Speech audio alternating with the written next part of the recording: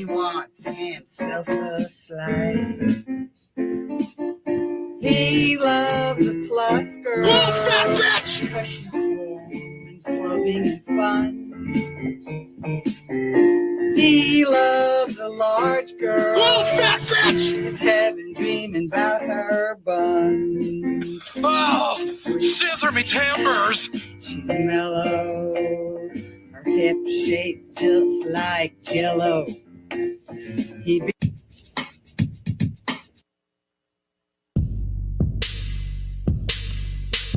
It's time for the best podcast around. Grab a cold one, sit back, and enjoy the show. This is Corner Pub Sports. Hi, I'm Brian Proud from the Philadelphia Flyers. You're listening to Corner Pub Sports. Corner Pub Sports.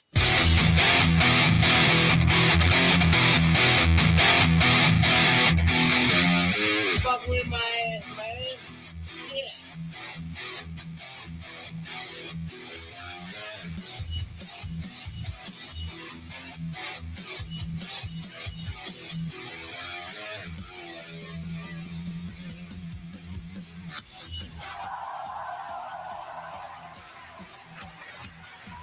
Yo, what is going on? Corner Plus Sports coming at you here live on a big day in Philadelphia sports. That's right. Philadelphia Phillies Yes, back sir. in the playoffs. We are super excited to talk about Phillies playoff baseball for the first time that we've been doing the show. We've been doing it for 7 years. Back to the Casa de Selby. Never, yeah, we're back here. And we never. That's true. Yeah, it's been a while since Yeah, that a happened. couple weeks. Yeah, the show that all of our livers are black, withered, and dying. And if you listen closely, you can hear it say, "What you talking about, Willis?" Corner Plus Sports. What is going on, Sean? Where's my dad? How about 5 of these across your nose? Ryan. What's up? It's Mike. Gary. We have Steve Cockram joining us in about half hour. Mr. Cockram. He is a fitness mindset coach. He'll be joining us, but Be nice. It's Cockram. Cockram. And also Cockram sounds better, though. we're going to talk Eagles, some Sixers actually start off the preseason. We'll address them real quick. Next week, we'll preview the Flyer season. Yeah, it's a big Dodge Ram with a cock in the front of it. Cock Ram. Are we talking what we're previewing, the Sixers or the Flyers? No, we can preview the Flyers right now. All right, there you go. Done. All right, moving on. Now, next week, we'll talk hockey. And then also the 21st of October, we have our first time in a long time, since last year, I guess, last summer, that we're going to be hitting the road and doing the show at the local Tap in Lansdale, Pennsylvania. It's welcome to everybody. We have Bridget Algio joining us. She's an author. She'll be joining on the show, talking about a book she released called Football Life, and should be a good time. Last time there, that was a great time. Yeah, great place, great people there. It's gonna be a good time. So the 21st of October, so 2 weeks from tonight. So let's get at it. Phillies. How about them Phillies? What a game, Phillies, man. What a game, man. In typical Phillies fashion. Sorry to cut you off. No, you got it. But Gene Segura, man, like since he's been here, he's their best situational hitter. Obviously he wasn't looking for that pitch that he poked out in the right field, but he got it done. Yeah. That was a crazy. So bases loaded, the infield's in. Obviously, the infield being in helped that. Oh yeah, like if the infield's not in, it's a double play. We were watching. Sean and I were watching the game, and did you guys see the reaction that he had when he hit it? Oh yeah, but he's like freaking out. Oh, it was great. Yeah, his first career postseason game. He's been in the league 10 years. He was the longest tenured player in the major leagues without the playoffs. And the second longest tenured player is Romalto. Yeah. Yep. Yeah, so both of them got one. Yeah, like traditional, like blue fucking collar Philadelphia gutsy win. Mm-hmm. That's what that was. It was crazy. I mean, we all were sitting there like, why are they not scoring runs? Mm-hmm. Like, it's the 9th inning. They have not scored a single run. But they're blowing a tremendous start by Wheeler. But St. Louis wasn't scoring runs either. Right. Yeah. Yeah. But when so St. Louis hits the home run, and then when what was that, the 7th? Yeah. So I guess the top of the 7th or Bottom of 7th. when it's so it was the top of the 8th. We had guys on base, and then Brandon Marsh strikes out with his bat on his shoulder. And I'm not gonna lie, I stood up like, get the fucking bat off your shoulder. And then who was Schwarber? Schwarber's after him. Yeah, Schwarber popped up, and I'm like, that I can't even look at Schwarber and blame him for that, because if Brandon Marsh gets on base, that entire at bat for Schwarber changes. It's different. Yeah. It's different. But and Kyle Schwarber, like he's a big part of the reason we're here. Yes, don't get it twisted. 46 homers, almost 100 RBIs. Thank you. Like awesome. But he's Pedro Serrano. Mm-hmm. He's Pedro Serrano. Yeah. It's a home run or nothing. Fuck you, Joe. I do it myself. Exactly. That dude, you trying to say Jesus Christ can't hit a curveball? Yeah. But when that guy's on, he's on. Right. Right. But sometimes just poke a single. That's not the way he's. Just poke a single. No. He's not poke that. Oh, you did have it. Yeah. He's a home run or nothing. Like it's. Yes. He ain't. And there ain't no small ball about him. And that's weird because he's the leadoff guy. Right. Like it just doesn't make sense. But Rimalto comes up, slaps a single, and then hottest MLB player in the month of August. Yeah, and he didn't have a hit, but that at bat by Bryce Harper after Rimalto. When he worked that walk, yes, when he laid off those pitches, yes, that was a good at bat, man. Yeah, like absolutely. Yeah, Callie I was gonna say, let me find it here. 6 runs in the 9th inning is the most for a playoff team in history, and the Phillies also. Wait, most for any team? No, most in a comeback victory. It's a comeback win. So, all right, in the 9th, 6 runs in the 9th. So basically, what it is a team that was trailing in the 9th inning has never scored as many runs as the Phillies did. Wow, in the 9th inning in postseason history. It was pretty wild. That's what makes them dangerous, man. Yeah, that's definitely what makes them dangerous. Yeah, they are the epitome of hot and cold. They will drive. This team will drive you fucking insane crazy. Because any given day they can outpitch you, they can out hit you. Right. Any given day. And any given day they can get shut out. Right. It's just like when you're watching the Phillies, especially in the postseason, make sure the cooler is full of beer because you're going to need it. Straight up, bro. Dave Peterson said, off in the distance of my mind, I heard the voice of the legendary Harry Callis saying, "You're fighting Phillies." Yeah. Give me a blowjob. Imagine Harry Callis calling that. Oh, he would have loved that one. Oh, man. They'd be like, instead we got Segura pokes a hit the right field, and the Phillies take the lead. Yep. Instead we had A-Rod. LA did a good job. Oh, yeah. I mean, Fransky, even like Scott Fransky's great. Yeah. He's great, but he's not Harry Callis. Well, one of the big parts in that game was nobody's Harry Callis. The backs against the wall, man, and bases loaded, and I'm sorry, it was first and second. I'm sorry, and Pujols and no outs. Oh yeah. And Pujols comes up, and first of all, I got to tell you, like, both Baum and Segura are double clutched. So Baum gets the ball, double clutches, throws it to second, turns it. Pujols runs slower than me, and I'm slow as shit. Yeah, it's like I didn't realize how slow Pujols is now. And like Segura gets it, clutches, steps off the base. I'm like, what the fuck? And then he just tosses it over. And he still had him by like 7 steps. Yeah. Well, he don't have to run. I mean, if he's at the fucking Citizens Bank Park, he hits a home run, it's going to fucking Delaware County. You know what I mean? You don't need to worry about running. Yeah. I hope not, because it's facing the other way. That was the inning. It's going to Center City. But that was the inning. That inning, like, Wheeler getting out of that. That's a loop-de-loop. Saved the game. Oh, yeah. Like, that saved that. They get 2 or 3 more there. Yeah. You know what I mean? The game, it's different. Yeah, everything's different. Yeah. Everything changes. Yeah. Callie said A-Rod is absolutely horrible. 100%. That broadcast team, I cannot stand A-Rod calling games. Granted, Mike and I were at a bar, so we weren't able to hear him too much. In the 9th inning, right? When Baum was up, when he got hit by the pitch, right? Yeah.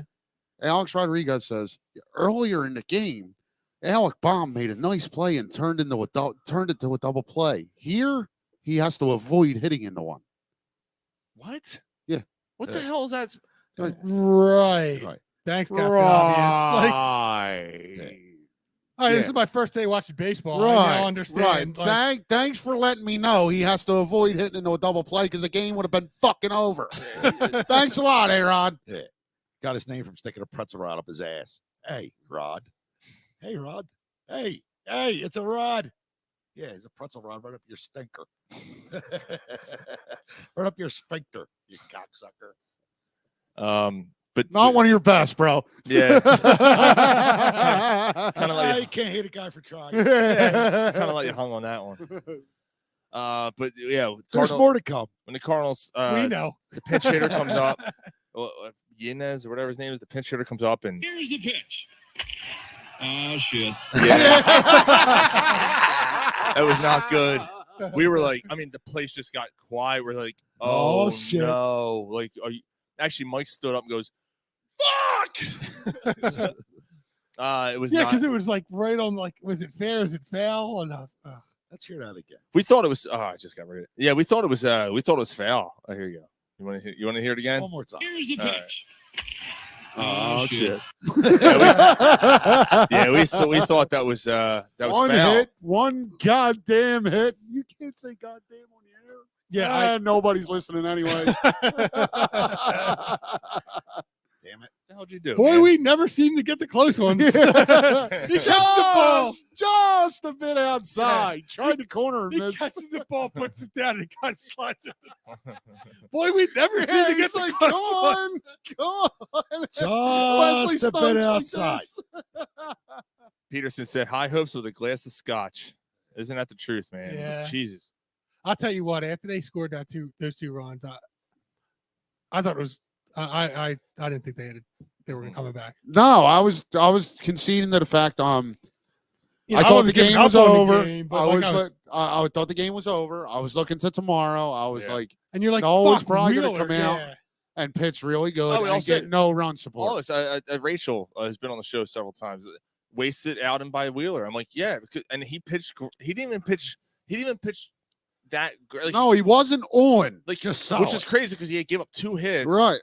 no runs, and then He threw a lot of pitches though. He wasn't on. right. Yeah. But that's what a great pitcher does for you, though. It was 98 pitches before they sat him, right? Yeah. Yeah. But he was in the 7th. I mean, like usually not. You leave him in the 7th. Just I'm not questioning it, but would you have left him in? I would have Yes. left it. I would have left him in beyond one batter. Like Me why? too. Why march him out there to pitch to one batter and then take him out? Like to Me me, too. now I don't know if it would have made a difference. Like because he's getting to the point where like you're starting to labor a little bit. Joe Cordano, hey guys, great win tonight. Absolutely, Yeah. man. I'll say this: last season during the postseason, the entire postseason, 4 pitchers went through the 7th inning. Mhm. 4 Right. through the entire postseason. Yeah, It's becoming crazy. it's becoming a thing that doesn't happen anymore. But I mean, like, he's an ace. He's a workhorse. He can throw 100 pitches. Well, he could throw 105 pitches. Well, he can, Mike, but Well, I he think was today was laboring. different. Like he was He laboring, was laboring. and you didn't get to juice him up since he came off the injured list. Right. That's true. You know, he's only I think the most This pitches is- this is- outside of today in the 3 starts. The most pitches he threw was 80. Right. Okay. I mean, You know that's what a I good mean? point. So I got juice for him. now if the Phillies get there and his next start, as long as he's pitching well, the gloves are off. Like Mhm. I don't care if he throws 120 pitches. Right. Okay. Right. All right. Yeah. So since But he's, I since think he's today was a recovering, little okay. different. All right. Yeah, it was. I mean, there was a couple times there where they're leaving guys on. Like, was it 2nd or 3rd inning early in the game? Like they had Yes, people on, and like Bomb had a double. He's brought over to 3rd with 1 out. Yeah. And then Stott hit it sharply. Yeah, And they had But the they infield in. It was but- like the 5th. But they had Yeah, another. okay. But they had another one earlier. I think it was the 3rd inning, where you had Hoskins and Schwarber and Hoskins come up, Mhm. and there was only 1 out, and you had a runner on 1st and 2nd, and you didn't score. Like yeah. that shit can't happen. Yeah. Like that has to change if the Phillies want to do something here. Right. Yeah, we don't want to sound like we're bitching because No, that no. game No, but yeah. that I game mean, that it was today was just that You- that but was you're not it. baseball's hard. That's kind of the Right. way that it goes. But they, And it's postseason baseball. It's a completely different animal. yeah. But yeah, I mean, the Phillies have done it all year to where they've not been great. Every time you think they're done, But then they've They There's do been a something like this. lot of games where they've Just come when back I like thought this. I was out. Yeah, absolutely. Every time you think, oh, it's over, they do something like this. There's something about this team, I will say, when their back's against the wall. They're. I don't know if there's a stat for it, but like eating up relievers or like 8th or 9th inning run scored, they got to be up there. Yeah. Joe Cordana said the Cardinals manager did the Phillies a huge favor by pulling the pitcher at only 75 pitches. Yeah, I was surprised. I don't by know that. why he did that. No, I don't understand it either. He's your game one starter. Why is he only? Like apparently he didn't want him facing Hoskins and Rimalto for the 3rd time. I don't understand why he giving up one hit. It's the analytics. Yeah, it's the analytics. Like I'm glad he played that card. Right, but if he doesn't, he might have pitched a complete game. He was cruising. Yeah, Who cares? That's not what happened, and the Phillies won. I know, but who cares? I agree, but like Game the analytics 2, drive game me 2, crazy. Here we come. Yeah. So Here we come. So speaking of game 2, do you think this has a lasting effect? Like, is that closer even available tomorrow? No, he cannot. He threw 40 30. Yeah, he he threw pitched 40 2 innings. pitches. Was it 40? I thought it was 33. Okay. He threw 40 pitches. There's no way he's available tomorrow. And he's having an issue with his throwing hand. I think that was a crock of shit. Well, you know. I really do too. Yeah, I we think thought the same thing. Yeah, I think he lost control, and they all came out and they made it look like he had an injury, so they didn't get penalized for them all coming out to the mound again. Well, I think they did it to give the guys warming up more time. Right. Yeah. Oh, that was absolutely. That was a calculated thing. He was not. I don't think he's hurt. Yeah, Now, meanwhile, Joe said there's no Eflin way. can pitch tomorrow. I don't. Eflin had like 15 pitches. Or Yeah, something. He yeah. could go tomorrow. Yeah. Mm-hmm. Yeah, I think so. Yeah. Dave Peterson said in typical Phillies fashion, they give us a playoff game we will remember 20 years from now. 100%, man. That's a good. That was like one of those like right along the lines of like that Colorado game. Get me to the plate, boys. That game. And as much as we bitch about the Phillies, like they're hardly ever in the playoffs, when they are, they usually give you a moment. Mm-hmm. You know what I mean? Yeah. Yeah, except for that Colorado series in 07. That sucked. But most of them they do. Yeah. Right. But for the most part, you do get a moment when they do make it. Yeah, I mean, what was it? Like they made it in 80. Obviously they won. They made it in 93. 83, they went to the series. Right. 93, they made it to the series. The next time that they were in it was 07. That was a shit year. But then 08, they won it. Right. 09, they made it went to the back World Series. 2010, they won 106 games. Right. That was the one bloody nil. Right. But that was still like a No, 2011. memorable. That's 2011. That was 11. Oh no, 2010 was when they lost the San Fran. The Giants. Right. And LCS. Right. They won 106. Brian Wilson. Yeah, but it was the other. Who gives Cody, a fuck? Cody fucking Ross. They Cody couldn't get Ross. him out. Cody Yeah. Ross. Come Yeah. on, man. Like they won. We're going on to game 2, bro. Come on, man. We're just, All right, God, we're just what are you talking doing? about moments, What does man. matter to you? That's negative moments. We're talking about Phillies. It's no, not we're not. negative No, we're talking about moments. the World Series. When We said they won the World Series. They made it to the World Series. And they give you a moment every time they're in the playoffs. How's that negative? It's a problem. Nothing. Fucking guy. Just be happy what happened tonight. That's We all. are. All right, then shut the fuck up about the other stuff. Well, how much can we celebrate the win? Like we gotta like talk about other stuff. Like, hey guys, remember? Yeah, you remember when Segura? remember. Remember when Segura got that single? That was great. Remember that? Don't talk about that. Let's worry about game 2. No, it was. You're gonna break balls. You've been breaking balls since you so started. All right, I'm sorry. I'll shut up. Sorry, Gary. I have people skills. So what'd you think of the game, Gar? I ain't saying nothing else. Oh, he's butthurt now. Oh, we hit a nerve. Yeah. My taint's all sore. You got a tight little man pussy on you, don't you? All right, so like you said, about game 2. I like Nola. Polsky said, "Don't get cross-threaded, Gary." Do we got good Nola tomorrow? I think we get good Nola. I tomorrow. think you've had good Nola. Fuck you, Mark. I'll check out a spy on you. He said, I think it's, said, breaking balls since you were born. Absolutely. Yeah. I think it's like I think you've gotten good Nola all year. Like it's been here and there. You've gotten bad Nola. Yeah, he's so like I'm not. He I just has believe- a couple demons in September. I believe you get a good game out of him tomorrow night, even if God forbid, you guaranteed he keeps you in it. I think he starts off a little iffy because he's going to be emotional. This is his first postseason game. Yep. Yeah. But he's also going to have nerves. Yeah, but he also was the one that pitched the clincher and pitched the perfect game and to clinch it. So you're not wrong, Mike, but that's not postseason. This is. You know what I mean? It's a playoff. It kind of was postseason, though, Gar. It kind of was. They needed a win there. They had a win there. You know what I mean? I'm not saying anything bad. I'm not saying you are. I'm just saying he's going to have a few nerves. He's going to be nervous. Yeah, I mean, we're saying that we feel like it's the same amount of nerves that he would have had that game. Right. Like I don't think it's different. That's all. I think it's maybe it is a little more. I guess we'll see.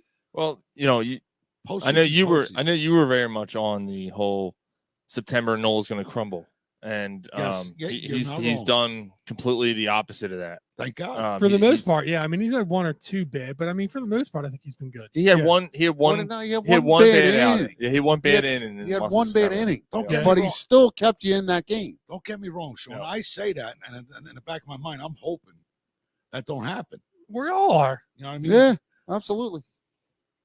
Like it's time. It's time for him to shine. We need him to shine. 100%.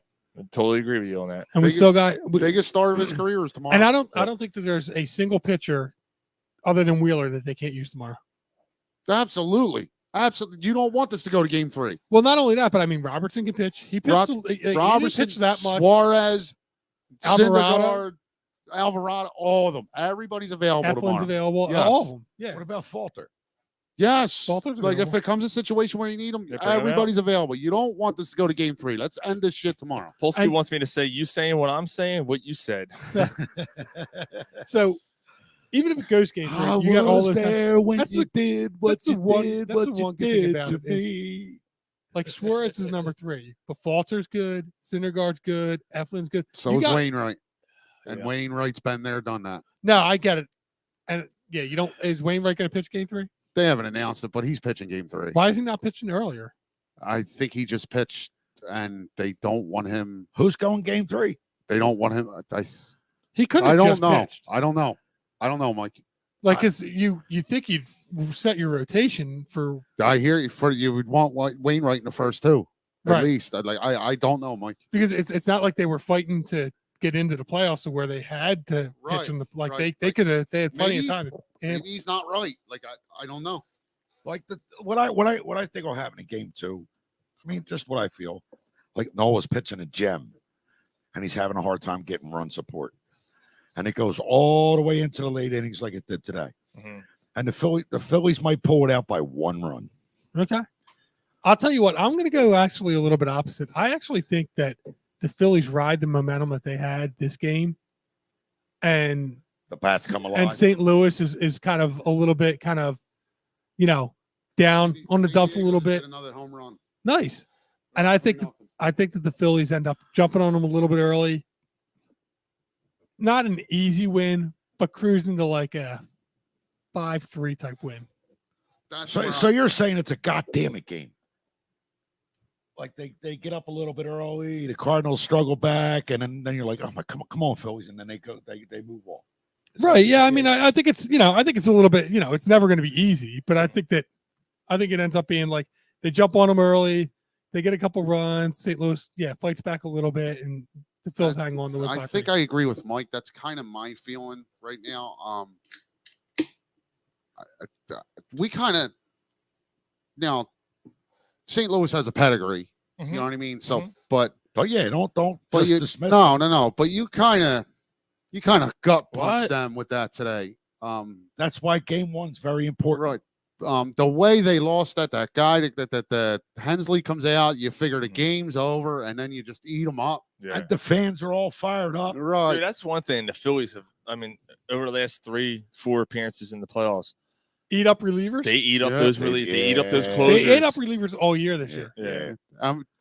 Going back again, 2008, David Price was supposed to be the next big thing. He couldn't get anybody out. So Jonathan Broxton. Yep. When would the Phillies get a home game? In the next round, game 3. Yeah, game 3. So if they go that far, next Friday. Dave Peterson said, is that what it is? Yeah. As you said, Suarez would be this game 3 started, but he said we'll be limited to 4 innings. I hope that's not true because he hasn't pitched in a while, and I don't think. No, he he's pitched. He's on full rest. Yeah, I don't think he's limited, but I think he's on a short leash. Didn't he pitch against the Cubs? He pitched against the Astros.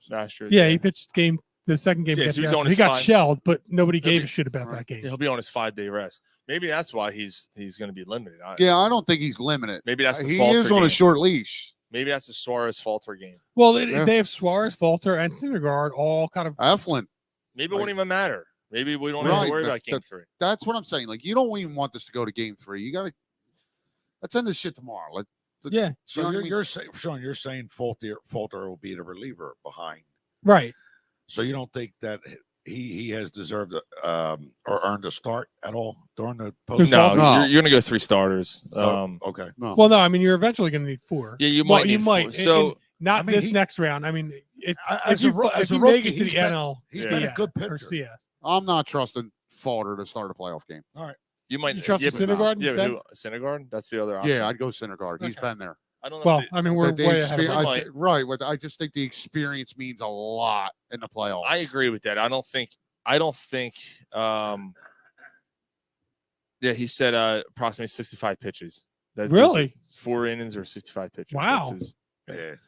All right. And if So I'm that's definitely not the 7th inning. if I'm in an opposing team and I hear that ahead of time, I'm going to capitalize on that. Yeah. Like, it's. Yeah, but how do you capitalize on it?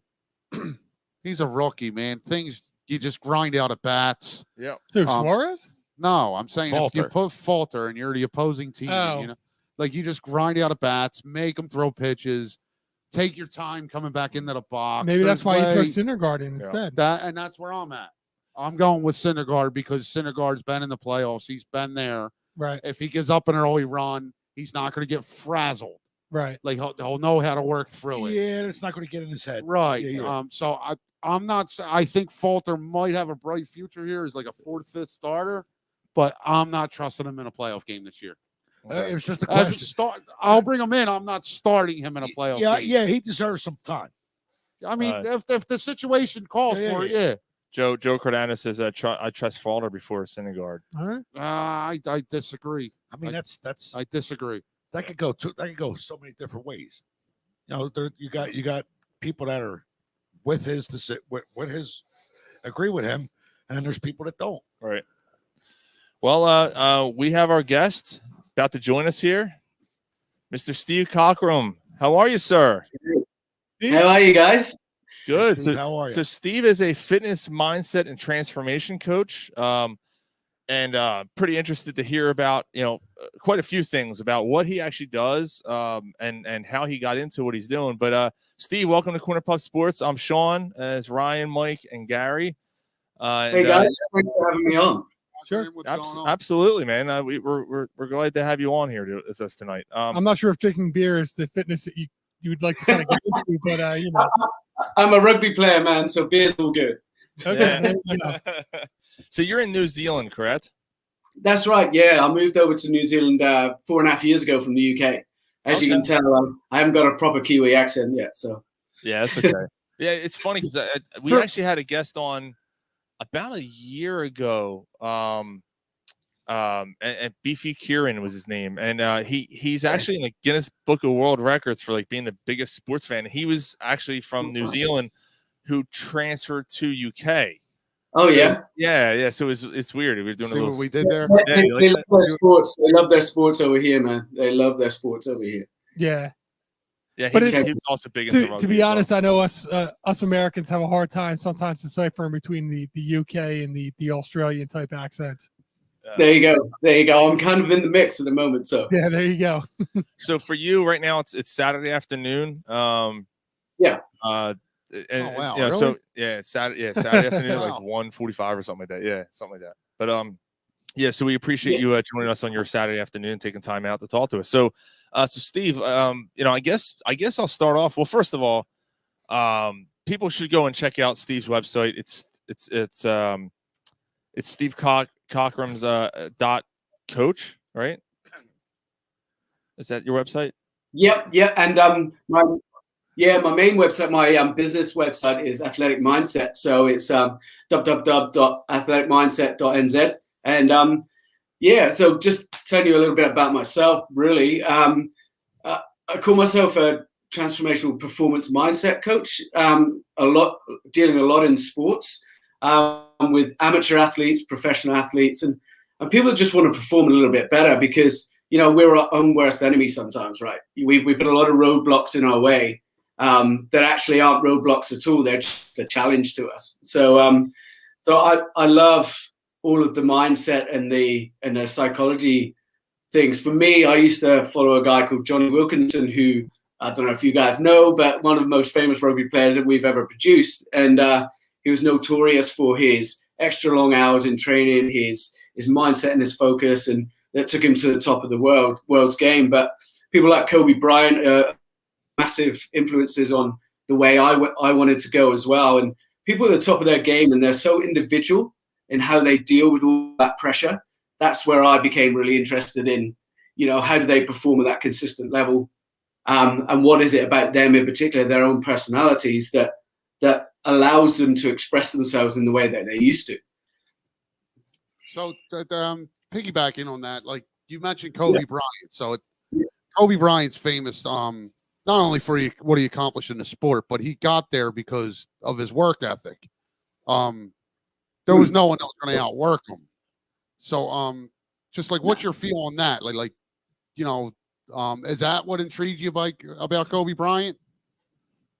Yeah, I think it was. And I think, obviously he had that, or like for us as Brits watching from afar, where basketball, NFL, they're not mainstream sports over here, but obviously we know all of the mainstays and the greats of those sports. And look at Kobe Bryant, he had so many great other teammates around him that actually he wanted to make his own path, his own destiny, and become the best he could be, and not kind of worry about the result. It was about the process for him, being the best that he could be.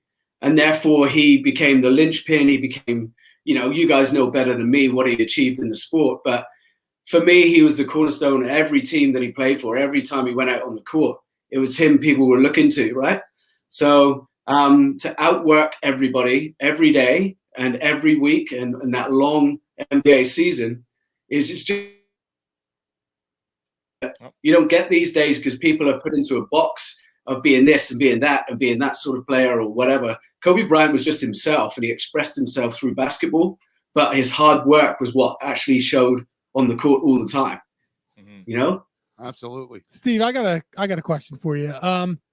So I don't know how it is in some of the sports overseas, but analytics has become a real pain in the balls. Well, yeah, it's been there's just been a lot of it put into sports now, and it's really and it's really just become a little bit over the top for me. So from your standpoint, if you're talking psychology and everything else, like that seems to kind of like counteract that a little bit from a, like, you kind of want to fight through that. You kind of want to be mentally tough enough to kind of not need the analytics to come into play. So what are your thoughts on the analytics? And do you see that a lot in your sports as well? Analytics, what do you mean by analytics? Just the just the breakdown of everything? Yeah, just kind of like looking into a book, like what's the book say on this, or what's the statistics say, like on the third time around on facing a batter, or the lefty versus righty things in baseball. I'm sure in cricket and stuff like that. I'm sure that a lot of that comes into play too. Like, do you think it's over the top, and do you think that mentally the mental fortitude might be lost a little bit with that? Yeah, I do. In some respects, I think. For me, when you're a top sportsman, you always know what your opponents are all about. You know what they've achieved. They know what their mainstays are and where they've achieved most success. So you obviously, you're pitching against them. You're one-on-one against them most of the time. So you need to know their game inside out. But also, you have to have your own personality that comes into that battle and that duel, right?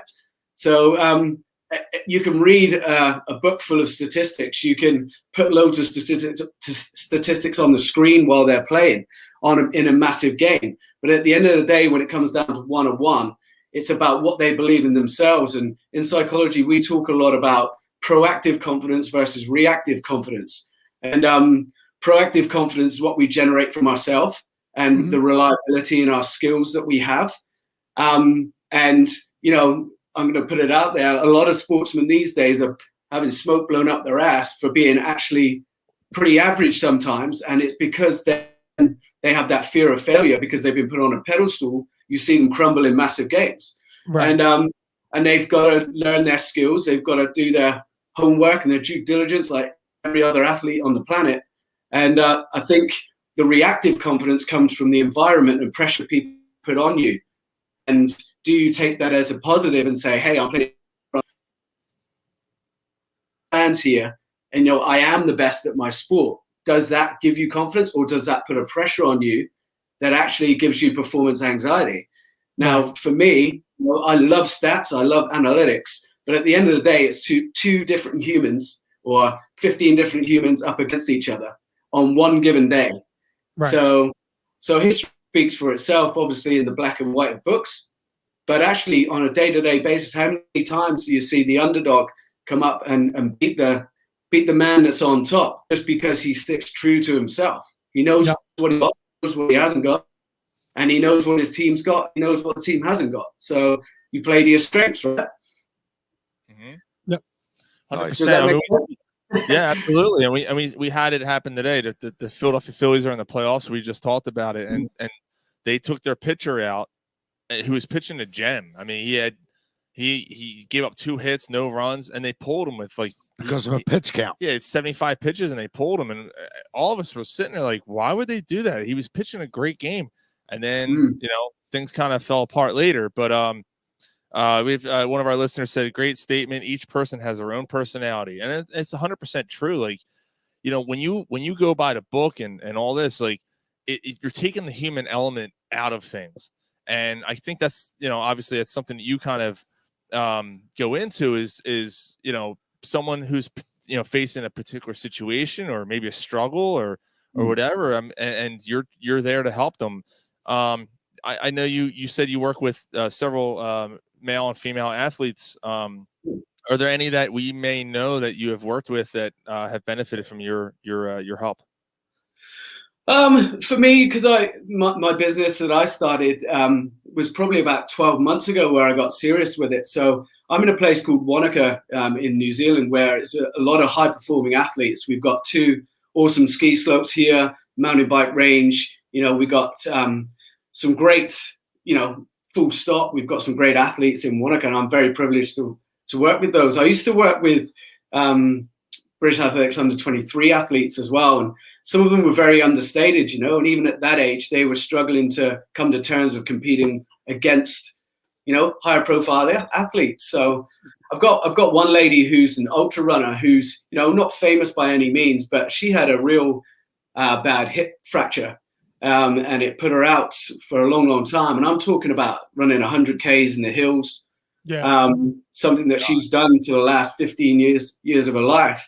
Wow. And she had to do nothing, man. Like, she had to do nothing for 2-3 months. And I've been working with her now for coming up to a year, just under a year. And we've taken the whole holistic approach, as in what is it she loves about the sport? What is it that why she wants to get back to where she was, but also about creating a new identity. That's the old, you know, I'll mention her name, Joe. That's the old Joe. For me, it's about creating this new positive identity that says, hey, like, let's take some challenges. Let's take some risk. What's the reward like? And let's make it a calculated risk rather than a massive risk that's going to put you out there again. So she's just coming back and she's running 25, 30K now and starting to enter events. And man, when you see, I hate to use the word, but ordinary people with the balls and the cojones to go back to basics and challenge themselves again and go through the highs and lows and the tears and the pain, that's what keeps me doing what I do. And so these are amateur athletes sometimes, or professional athletes, and man, you deal with them on a one-to-one basis, and it's just the personalities that you get, and you scratch the surface, and you discover an absolute diamond who's got so much give, so much get up and go, but also just needs that reassurance and confidence to say, hey, I've still got this, man. And a lot of professional athletes, yes, they've got sports psychologists in their teams. You know, look at American football franchises, you know, millions and millions, billions of dollars. and they bring in sports psychologists to work with these top athletes. But how many of them work with that athlete 2-3 days a week for 12 months? Right. Nah, they book a time, they go into an office and they talk for 45 minutes. Yeah. That's it. That's it, bro.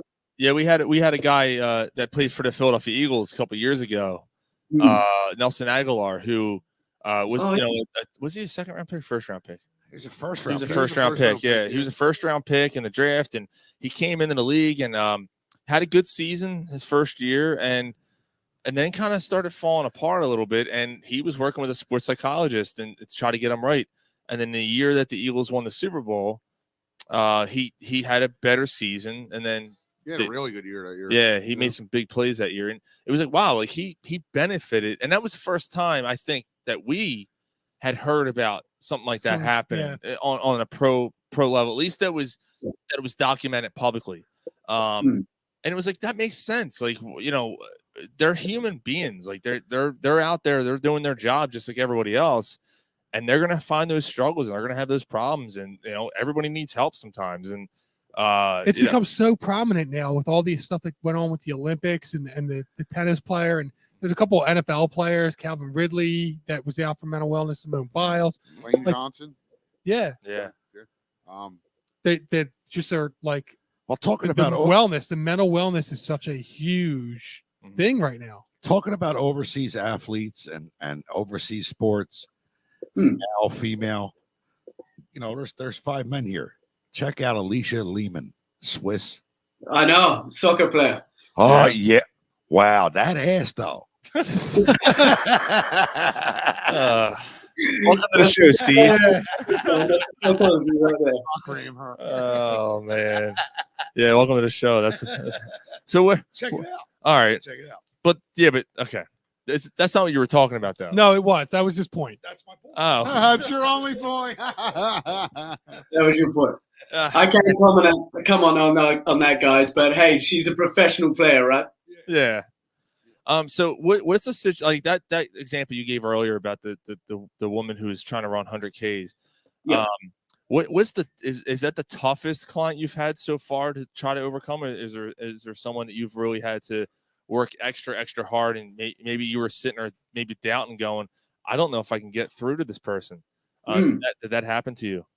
Yeah, that has, man, and it's a massive learning curve for me as well, and that's why, you know, I took my certificate in sports psychology and neuro-linguistic programming, which tells you and gives you a tool of how to speak to people in different languages and how to speak to them in their languages, what they relate to. And you know, some of the clients, man, I'm scratching my head after 3-4 weeks with them, and I'm thinking, right, what is it? How do they learn? Are they a visual learner? Are they repetitive learner? You know, so if I want to instill that proactive confidence into them, I need to get them doing tasks that they enjoy, and they're leveling it up every time, you know, or they're leveling it up once in a while, and actually recognize then that they're taking on challenges and obstacles and overcoming them themselves without outside influence. And that's a real powerful tool. If you give them something and let them run with it, and then encompass a few setbacks with it, okay, now's the question, like, how are you going to get around this? You don't always have to go over the top. Sometimes you can go around the side to achieve great things. And just change the dynamics and really suit that to the athlete that I'm working with. No structure of how I work with what I work in journeys, like 4 to 6 month journeys with clients. And no structure is the same. Everybody's different because I want them to talk to me, man. I want to get to know them. So and again, like you don't use like a particular like structure. You get to know the person individually and what works best for that individual. Yeah, for sure. And you've got loads of tools at my disposal from doing my training and working with clients. But sometimes, man, you need to go like back to front. You need to start with, you know, what really scares them rather than, you know, what are they good at and their strengths. And that holistic approach is talking about how they are emotionally, you know, what barriers to success they're facing, what limiting beliefs do they have. And sometimes people don't take enough time to talk about things like that with people. And sports psychologists are fantastic professional individuals, but they need to be given time with those athletes, not just expected to turn it around. And I don't class myself as a sports psychologist.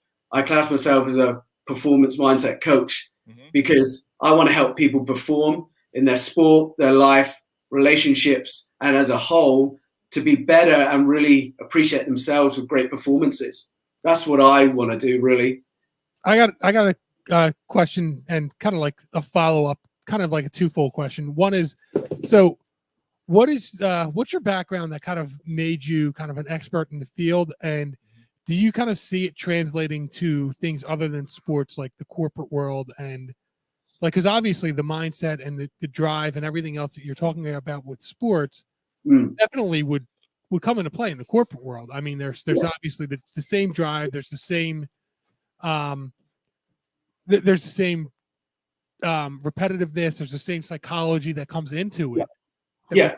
So, yeah, I'll stop there and let you talk about. Yeah, no worries, man. No, so my background is in personal training, strength and conditioning training, and you get up close and personal with athletes. Then when you're taking them through that side of journey, you get to see all of their physical weaknesses, strengths, and I like to call weaknesses areas of improvement. Because you can improve, right? So it's how you phrase things sometimes with people as well. So I've had the fortunate, I've been in the fortunate position to work with some great athletes up close and personal in the physical sense as well. But actually my background's in health club or gym and fitness management. So I've managed lots of gyms and I've been lucky to manage big gyms in the UK. And the switch for me into the psychology was that you see these people perform every day, every week on the TV. Then you get up close and personal and you go, hey, who is this guy? What makes them tick? And different things make different people tick, man. And when you start to get setbacks or you don't achieve in your sport and you get frustrated, you've got to realize that something's got to change. And is that something inside of you, or is that something physically that's got to improve? So that's part of the journey that I love as well, getting to know the person and say, hey, like, you don't have to impress anybody. You just got to impress yourself, and you just get judged by yourself first of all, right? So, do you work with like regular people who aren't athletes? Yeah, like in the corporate world and whatnot too.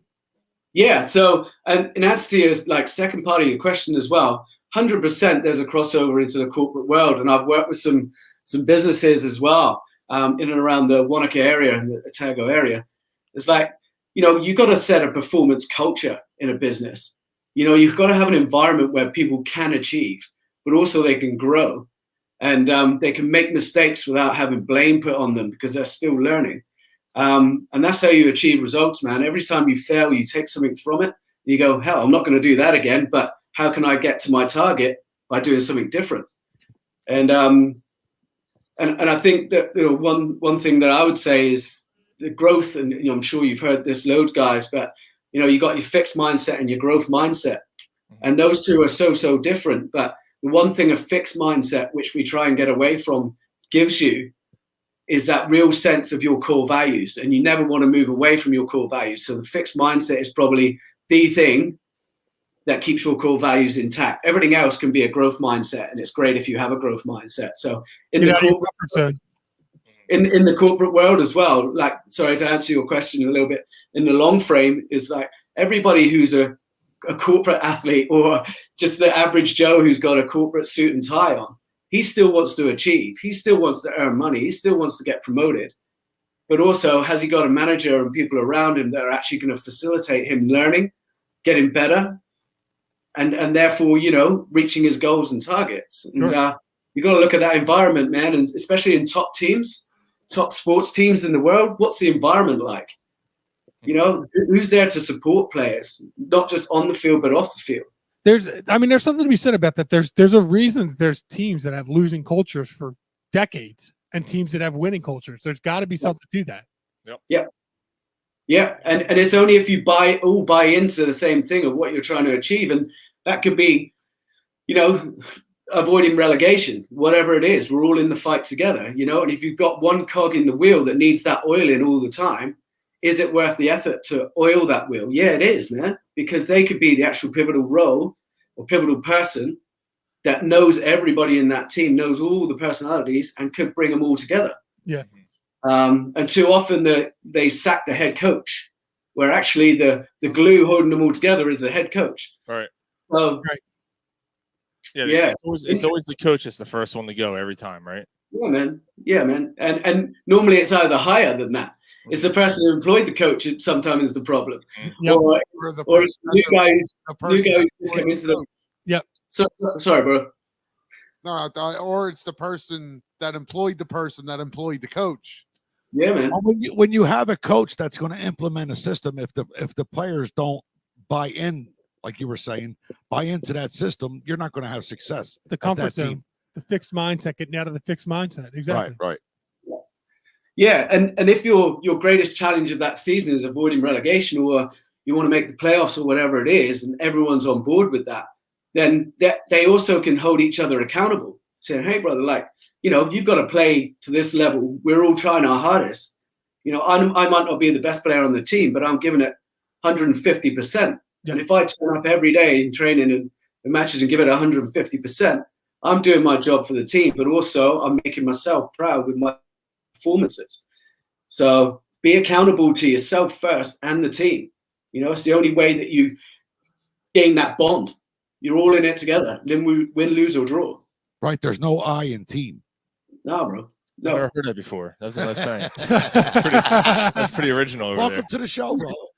So Steve, so I know you said you don't. Win. You don't. There isn't win. Yeah.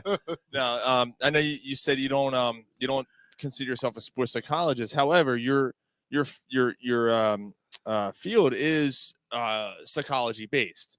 Yes. So how deep into that topic did you dive into, when you were going through your training and going through schooling and whatever you had to go through to get to where you are? Yeah. So, being a personal trainer and a coach, you get to, like I said, you get up close and personal with the athletes, and you get to know what makes them tick, but also which buttons to press. And for me, doing my training when I took my certificate in sports psychology, it was about me understanding the whole part about the brain, the mental health side, the neuro-linguistic programming, how to speak to people, how to get through to people. And sports psychologists are fantastic at what they do, and I don't want to come across that I'm a sports psychologist, but the tools that they use are literally just taking it from that person they're working with. So they're taking it from them. They're putting something on a blank piece of paper and say, hey, how can we work this in a brainstorm approach to get you to where you want to be? Let's approach it with, what is your imposter syndrome like? Do you believe that you should be in this environment? Is it the fear of failure that's holding you back? Or is it the fear of success? What happens if I am successful? Holy shit. We don't want you to end up living in a van down by the river. Yeah. That's an SNL skit. Oh, he knows it. But there's what brought me to this stage is that I was just fascinated by the brain and its capacity to have all of these thoughts at once, but one be the major driver of your success or failure. Mm-hmm. So for me, that was fascinating, and I love working with amateur sportsmen and women because sometimes they don't know how good they are, and they're scared to push the boundaries. We got a good question here, and I think Mark's half joking. However, he said, "Do you use hallucinogens for your clients?" But here's the thing, and this is why it's interesting. So I don't know how familiar you are with Aaron Rodgers, American football player for the Green Bay Packers. Yeah, kind of, not so overly. Yeah, so he recently came out and basically said that he uses what the heck is it? I forget what it's called. Peyote or something. Some kind of some kind of drug. It's like almost like for lack of a better word, it's almost like acid. Yeah, almost like an acid, LSD. So basically, he trips and I'm sorry, but I said, think of what it was. He said that he's a douchebag. But he said that if he wouldn't have started doing this, he wouldn't have won the MVP. He wouldn't be the quarterback that he is. Apparently, it's helped him immensely mentally. Yeah, he's saying it helped him get the love of the game back, and I'm like, wow, and which is weird because the NFL has drug testing all the time, and yet here's their. It was kind of so under the radar. That don't thing. show up in blood or No, urine. it doesn't. But this is You one got of you got to do a spinal tap. one of your postal. Take it to 11. Oh, sorry. Was I too loud? No. The spinal tap. Oh, Take it to 11. Oh my God. So. Well, sorry. Why not just make 10 louder? Yes. But this goes to So the whole thing with Aaron Rodgers is like, he's the poster boy for the NFL. Somebody's got to grow mushrooms. And here's the thing, like, he's basically telling you that he's taking this drug to help him better his mental stability and whatever, and get a love for the game back. So that's why I think what Mark was asking might be actually a legitimate question. Has that ever come across, or has that ever come about, I guess, in your training? No, not really for me. I've heard of kind of similar things, but I think what happens with people when they're in that limelight of professional sports 24/7, 365, for me, they need a release. And if you fall out of love with a sport, you don't get it back overnight. Right. You don't get it back overnight, man. So you need something to be able to go, hey, why is it I play this sport? And no matter how many people ask you that question, you'll never find it until you're alone with your own thoughts and go, hey, do I really want to actually commit myself for the next 20 years to this sport? Or have I had enough? And what are the reasons that I want to actually lead this sport or stay in the sport? So I understand the question, man. I understand the question. Along with your own thoughts, your hands tight, that's a release. It is. It is, man. It is. Oh my God, yeah. For sure. Yeah. I'm feeling something like the that. personalities of the show now. Yeah. So Steve, before we let you go, and again, we appreciate the time you've taken out today to hang out with us. Easy, man. It's great. Yeah, if you don't mind, maybe sharing, again, I know you shared the website earlier, but maybe, just reiterate your websites and everything, and where people can find you and where they can learn more about what you do. Yeah, sure, man. Yeah, so my website is www.athleticmindset.nz. Go on there, have a look around. There's some like bite-sized blogs on there. I try to make everything simplistic so people can understand why they're feeling and what they're feeling, and put it into a kind of tank to go, okay, what do I do with this right now? And it covers things like I said, fear of failure, performance anxiety. But even if you're just a guy who plays soccer at the weekends with a team that he loves playing for, and he has a couple of beers afterwards, but you really want to perform at a higher level, or you think that you can be better than what you are and you can maximize your potential, I say just step outside of your comfort zone. Like, get comfortable being uncomfortable, and every time you've got something in your comfort zone, take it to the fear zone. Do something that scares you. Because if you don't, you'll never challenge yourself. And if you never challenge yourself, you always get what you've always got. So nice. I think, a lot of amateur players hold themselves accountable, and they look at the stars of the game and go, I'm never going to get there. Well, maybe you don't want to get there. Maybe you want to get to the best you can be and still have a couple of beers afterwards. What is it that you want from the sport? And my website just basically breaks it down as in everybody's individual. But go and check it out. Like, see what you can find there. I have one question. I mean, you reached out. You said you would like to join the show. What was it? What point was it where you got to I'd like to reach out. I'd like to join these guys on their show. What made you make that decision? Well, I love how relaxed you guys are. You guys are, but you also cover topics that are pretty much, for you guys in America, you cover topics that are pretty apt amongst footy fans or baseball fans, and you actually ask some questions, give your own opinions, and I think when people ask questions, sometimes they don't want your answers. They want an opinion on their own situation. And you guys do that in a really jovial way, but you also bring in some awesome humor as well. So it's just, for me, it just felt like like I said, I'm a rugby lad, so I understand all of the humor. Yeah. But I also appreciate, topics that you cover, and it's your opinions that you're giving, and people tune in for exactly that reason. Thank you. Awesome. Appreciate cool. that. That's a great answer. Yeah, well, Steve, we're gonna share all your stuff, how to get in contact with you. Not to be self-serving, we ask that you share our stuff. Just give us a like on Twitter, Instagram, Facebook. Yeah, we'll do. We'd love to have you back, man. It was really cool. No, and Steve, the thing is too, like, Mike had a rough week. I've actually I'm going through a change in my career. Speaking of like coming out of your comfort zone and stuff, this Yeah. is basically everything. Yeah, you- Monday I'm starting a new position, a new job. I've been in my previous job for 9 years, so like, you know, this was thank you.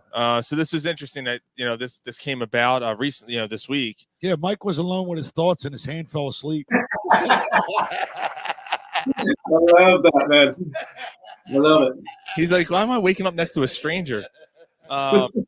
Yeah, so this was very fitting, and we definitely appreciate you taking the time out and joining us. No, thanks so much for inviting me on, guys. I really appreciate it. And like I said, enjoy the rest of the show, and get everybody that's tuning in with you guys as well to give their opinions, because it makes your guys' time a lot more fun. Hey, absolutely, 100%. Yes, it does. Absolutely. These guys take me out of my comfort zone every day, every week. Welcome back whenever, Steve. Thank you so much. I appreciate that, fellas. Absolutely. Cheers. Take care. All right, take care, Steve. Steve Cockram joining us tonight. That was cool. Yeah, I got to tell you, when you mentioned that to us, all I did was make sure that That was a great interview. Yeah, it was fun, man. We had a good time. Yeah, we broke his balls, but we just went with it. Yeah, like he said, he's a rugby player. He seems like he gets it. Yeah, he seems like he kind of like rolls with it, and yeah, that was cool. I may be reaching out to that guy. Yeah. Nice. Dave said good day, mate. Yeah, I may be reaching out to that guy. Yeah, it was cool, man. It was a good time. I enjoyed that. Yeah. So, all right. So I think we want to get to the. Yeah, we got other things to talk about. Yeah, I'm going to take a leak and have a quick cigarette. Yeah. Yeah, go for it. Yeah. So, let's do a little Sixers talk real quick, and then we'll get into the Eagles. Sixers started the preseason. Tyrese Maxey looks absolutely fantastic right now. Tyrese Maxey looks like a star. Yeah, he's going to end up a max player.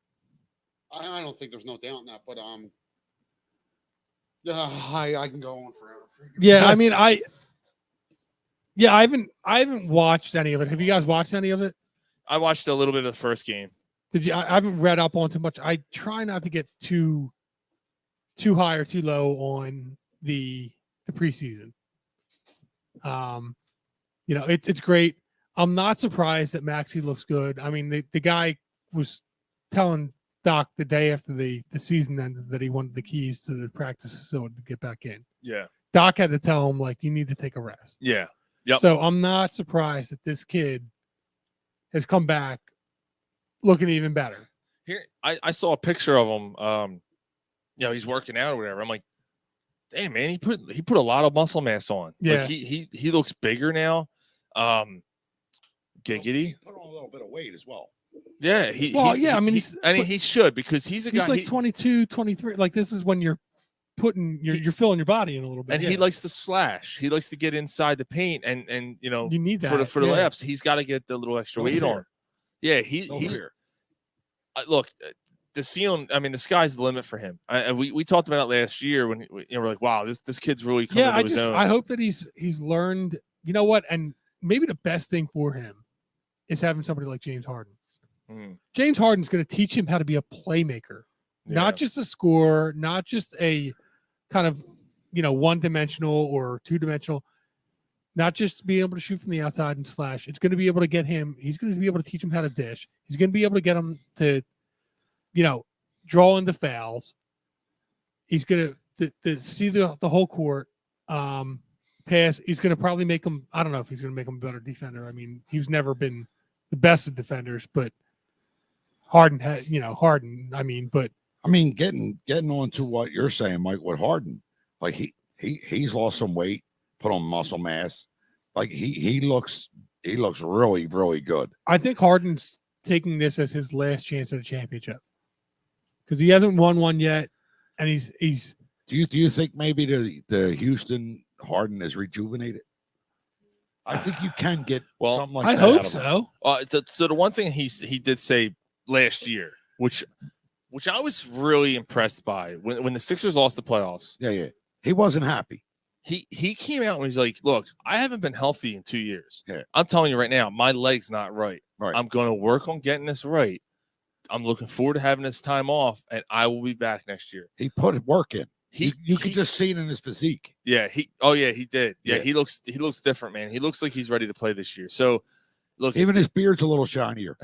look, if they get 60% of what he was, they are in good shape because you got Harden who can make plays, you got Maxey who's improving, and you got Embiid who is Embiid. Right, and then you got more depth now. And more depth. Tobias is still Tobias. Right. He's still decent. Like he's not max player great.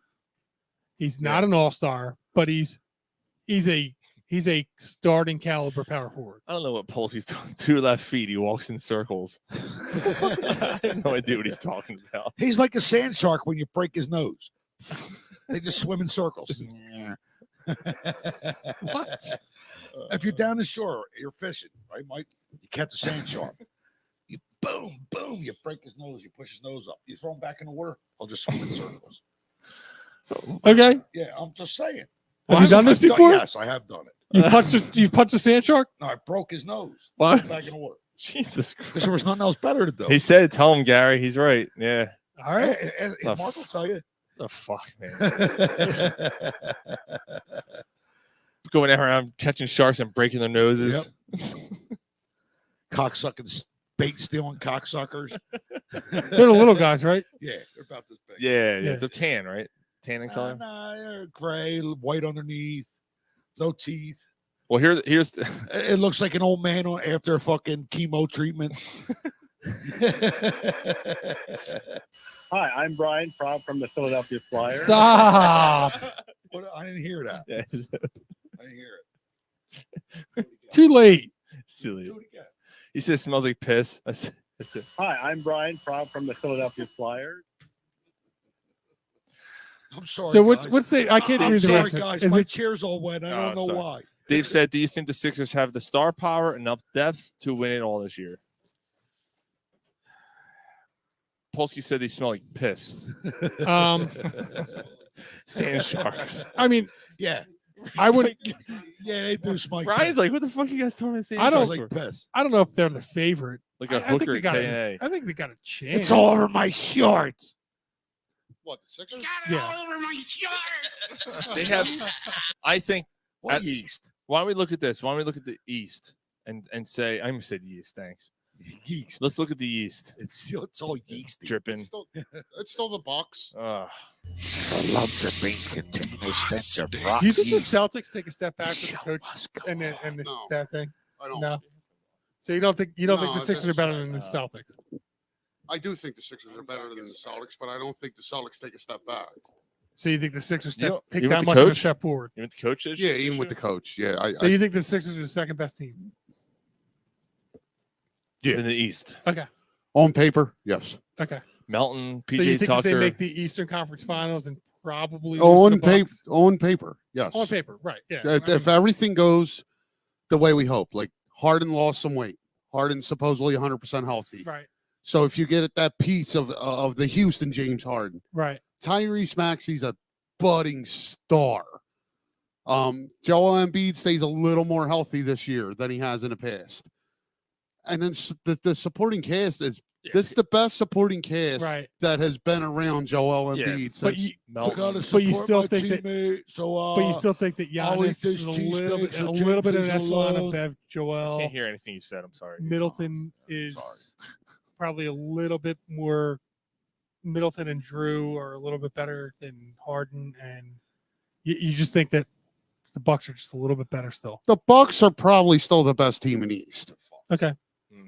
Again, like you said, Drew Holiday, Chris Middleton, Giannis, and they still got 2-3 guys that can come off the bench and light you up. Right. But the Sixers, I think, can compete with it. Mhm. With Eddie House, Milton, who's the other one they signed that's going to come off? Hazel's Montreal. Montrezl Montrezl Harrell. Harrell, yeah.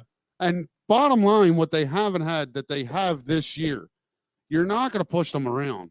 Right. They have 3 guys in Harrell, House, and PJ Tucker that won't think twice about punching you in the mouth. Right. Yep. So you're not going to get pushed around. Yep. So they're going to have an attitude, I think. People are gonna hate them, which They're is gonna- awesome. They're gonna hate this, Which team. is Right. awesome. You know, they already Yes. hated the Sixers anyway because they don't like Embiid, Right. and now that Yeah, he- now Embiid can chirp, and there's going to be And somebody there's else. going to be, yeah, Mike, I'm sorry, but you completely read my mind. And B can do the dumb shit that he does.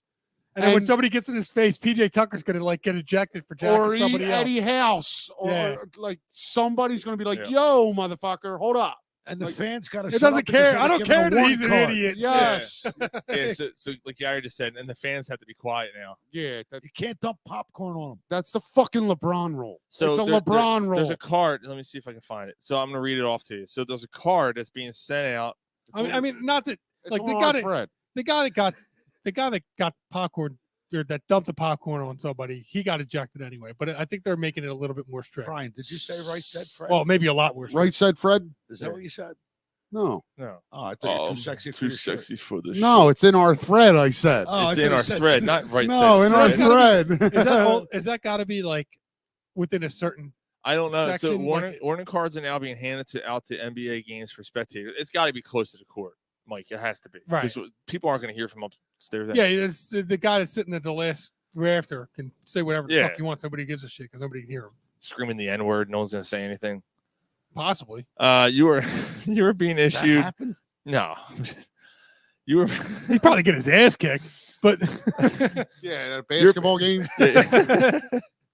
You're fucking. That's why Carol will never go. Yeah, I'm You're being issued a warning that the comments, gestures, being not singled out. gestures, Well, I do. the gestures and or behaviors are you have directed at players, coaches, game officials, and other spectators constitute excessive verbal abuse or behavior that is disruptive or interferes with the game participant or another spectator are now in violation of NBA fan code of conduct. This is the first and only warning that you will receive. If, after receiving this warning, you verbally abuse any player, coach, game official, or spectator or engage in behavior that is disruptive, you will immediately be ejected from the arena without refund. So, It's the yeah. LeBron rule. Yeah. It's the LeBron rule. But I mean, fucking hate LeBron James. But wait a minute. If you're going to an event, don't act like an asshole. I understand don't act like an asshole, but if I'm sitting courtside, I should be able to yell out, LeBron, you suck. Without him coming on, that fan, he hurt my feelings. I think there's a he hurt my feelings. It's a thin line, Brian. Like, are you throwing popcorn at him? No, Well, no, it's a I'm little saying different. LeBron. I'm saying LeBron, you suck, And you're Yeah. going to get and he kicked? can hear me, and now you're getting ejected. and I should not be ejected for that. No. well, I mean, yeah, right. I hear you. And I'm going to play devil's advocate. of course you are. But then they were talking about the wives, like yelling Right, shit like that. like you get personal and you insulting. That's one thing. But Yeah, the but- players do it too. No, but hold on. Let me make my point. It's been escalating. Mhm. It's been an issue that has gotten worse and worse and worse. But it's only gotten worse because the players can't ignore it. Yeah. Yeah, but I mean, like the Chris Paul thing where the guy was talking to about his mom That- last and year it- in the playoffs. And again, stuff that's like that. different. Yeah, but that's what's prompting this. You're making No, what's prompting this is what LeBron. It wouldn't have changed if LeBron didn't get upset about it. right. So It's right. the LeBron rule. like I you're don't making know. It's been going on for years. Yeah, I don't know either. The Paul George. you're with his making wife thing. multi-million-dollars. Ignore that fan. Yeah, but what about the person's wife in the crowd is getting harassed from fan? Right, that's That has different. nothing to do with LeBron or what you're Right, saying. that- That's just someone being But an this asshole. is this Right. might be them preemptively telling them Polsky. like, LeBron. look, stop being an asshole. You're like this might be kind of giving them the warning that you're hoping that stops them from doing this shit.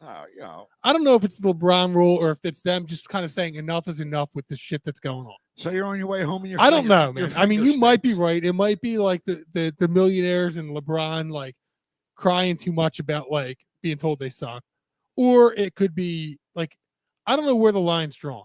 I think the line is drawn outside of your family sitting courtside and being harassed and insulted. Ignore it. Ignore it. Stop being a pussy. Well, wait a minute. Stop being a pussy. What type of harassment are you talking about, Ryan? Is it verbal or is it? Well, it's all Anything, verbal. Anything. Like if your family's sitting courtside, say me or you are in the NBA, Gar, Okay. and mommy and daddy are sitting courtside, Okay. and somebody's screaming, "Your son's a piece of shit. He fucking sucks." Well, you got to ignore that. I mean, Mommy and daddy don't. No, they're not going to. That's not right. No, that's not right. But now, And if it might mommy get- and it might daddy, even if go mommy further and than daddy, that. if mommy and daddy are sitting courtside, and I'm sitting here and I'm screaming, "You suck, you suck," but I'm not screaming it Yeah, at you're our just yelling it. parents, All right, that's different. then ignore it. Yeah, Shut the fuck up. Stop being a pussy. I agree with that. 100%. I agree with that. Right. And I don't But know where if the you're line's drawn. Right, but if you're verbally assaulting a player's parents, And it's not just assaulting, because they can get nasty. It could be somebody like that says you should, telling You should have your pulled out. mom, or telling your mom in front of your dad, "Hey, dad, your mom should have swallowed before they had you." Yeah. Like that's the type of That's shit. And if you crossing hear, lines. and if you're sitting here and you're overhearing that as a player, that's I mean, you're gonna accept that. No. You're you gonna be wouldn't all right like with that. it, right? No. But now, if somebody's just sitting in the stands and you're playing, and somebody's screaming at you, Like, attack me. Why you got to attack my right, parents? right, and that's where I'm at. If I'm attacking you verbally, But they feel like while they you're paid on the enough court, money that they're and you trying come to get an edge for their over team. and you tell the ref, "Oh, he's saying this, he's saying that," stop being a pussy. Shut the fuck up. And again, Right, it right, depends. right. It depends. You suck's one thing. When There's you probably some line that needs to be Yeah. like you have to If figure you out where that attack line. if You attack- suck should not get kicked out. Mike, if you attack a player's parents in the stands, now you made it personal. Right. Yeah. That's the thing. Right. Like And it's that's not. It's exactly- no, it's no longer You suck professional. isn't personal, but if you're sitting here talking about like, oh well, what about the hooker or this and that? Like if you, I don't know. There's got to be like talking to Tom Brady. Hey, the divorce, this and that. Like, Yeah. do you like? Is that too far? No, I don't think it is. Okay. No. So you Peterson. make enough Or hey, money. can I have that? Can I have that piece since you're divorcing her? Whatever. Okay. You make enough money that like you're held to a standard. The fans aren't supposed to affect you unless they're literally like assaulting someone you care about that's in the stands.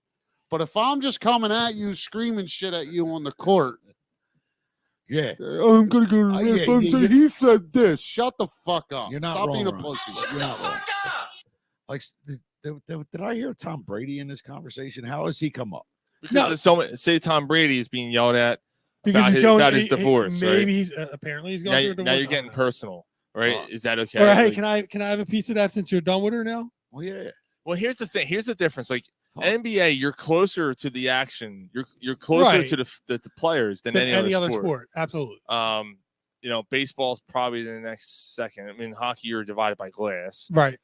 Baseball, if you have a seat next to the dugout, but there's only 20 people who can have that access. So, And even that, they're still like you're still underneath the But dugout. see, yeah, it's still different. that's So another thing, NBA, too. you're right there on the court, basically with these You could, like, players. How many literally hockey Yeah. games you been to in your life? How many? Right. I don't know. Right. 20, 50. Right. I don't Right. know. Right. The fans scream shit at the players you'll all the see- time. They You bang on the never, glass right at them. right. You I never mean, hear this in hockey. No, the only thing Never. you've seen was when the idiot threw the drink at Ty Right, Domi now and fell that's- over the Right now that's crossing a line right. But the NBA is different, Ryan. because they're pussies. They're prima donnas. They might be, but I mean the NHL, you're right. The NHL has a little bit thicker I mean, skin. I but can't it's argue with him. they're skating around, they're not standing around. It's hockey's different. Like you're never like standing that close to the players. But if you're focused on the game, you shouldn't even hear it. But there also has to be a level of professionalism with the players and the fans, Yeah. not That's just awesome. the players and the like. There's got to be a certain level, Ryan, where Another home run. where it ends. Yeah. Oh shit, they're up Right. 7-0 now. Right, Garrett, I'm not saying it's okay. Scherzer I'm got not. fucking Like you have to. There has to be a point where because you want kids to be interested in these sports. later, Scherzer. Right, but So, and as a father, are you bringing your child to this sport if he's arguing with the fucking fans? And the fans, oh fuck you. No. Do you want your kid here listening to that? No, you don't. You don't. No, I'd be all right with Corey hearing that. It's Not the if real world. Not if he's 3 or 4. You don't want him to hear that. No, Ryan, it can't be. Well, you shouldn't have him there at that age. But you shouldn't. But why shouldn't you? Because a 3 or 4-year-old's not going to sit through a basketball game. Well, not all of them, but some do. Some will want to. That's going to be a rare thing. All right, so like now, if you're on the if you're okay, so courtside, if you're courtside, the money you spent for them tickets, and most likely if you bring a 3 or 4-year-old, you're not staying the whole game. Ryan, there are some fans, Sixers fans, that have been coming up through the ranks since they were. So now they have kids. There's fans that are there at the Can't game hear you, Gary. changing diapers. Right, they shouldn't be there. That's not your decision to make. Then it's not the official's decision to make for you because you heard some shit for that fan not to be here. I mean, you shouldn't have brought your 3 or 4-year-old or a kid that you got to change diapers while you're at the game. So you're saying you got your family. Looking at a fan's. We're okay. Looking I at think it we're at going a off. fan's point where they're bringing their family has been coming to the game since fucking and you got the fan in the back screaming, you fucking asshole, this and that, fucking asshole, this and that. That's what happens at a game. That's what You said happens at a no game. diaper changing why the does it stands. That have shit to be stinks. that? I'm offended. Because that's the way it is. Come on, Gar. No, I'm just asking. Come on, how many Eagles games you been to? Come on, that's the way it is. Right. All right, but that's the way it is. You're gonna hear some shit at a game. You know what I mean? I'm not hating what you're That's saying, just the but way it's- it is. As a whole, you know what I mean? As a fan perspective, it's different now. It's not the same as when we were kids, Ryan. It's not. All right, but that doesn't mean I got to be all right with it. I'm not saying you have to be. I'm just saying that's the way it is now. Don't mean you got to like it. You don't got to do it. You don't got to like it. Just do it. Yeah, You know what I mean? Stop being a pussy. Don't even focus on what the fans are saying. Play the fucking game. You're getting paid to play. Well, All right. So, will you things have changed because just an example, and I'm throwing this out there. So then it should be all right for a fan to throw. The fans are softer now too. The fucking Cardinals give up the lead 3-2 in the ninth, and their fans start leaving in the top of the ninth today. All right. What kind of fans are they? Yeah, what kind of come on? You're going to do the same fucking thing. Yeah. If it's the Phillies and it's here, you're going to leave in too. No, not in a playoff game. I'm not leaving at the top of the ninth when my team has a chance to tie it up at the bottom. No. They had bases loaded. The tying run was at the plate. I'm leaving. I'm leaving. That's why you've only been to 3 Eagles games in your life. Well, all right. You're down my fucking fandom? Yeah. No. Yeah. No. Why are you leaving a game? So you're leaving a Phillies game, a playoff game, because they're down 6-2 going into the bottom of the ninth. You're leaving? Yeah. Tying run came to the plate. That's 4 fucking runs in the right, ninth and the inning. tying run came to the plate in the bottom of the ninth. Okay, now that's different. Yeah, but how do you know if you already left? Right. How do you know? You already left. You're fighting traffic. You can't even listen to it because you're not out of the stadium yet. You don't even know what happened. I'm cursing and hollering the whole time. Because you left. You shouldn't have left. That's your fault. That's your stupid. Day. It's a Friday night. Okay.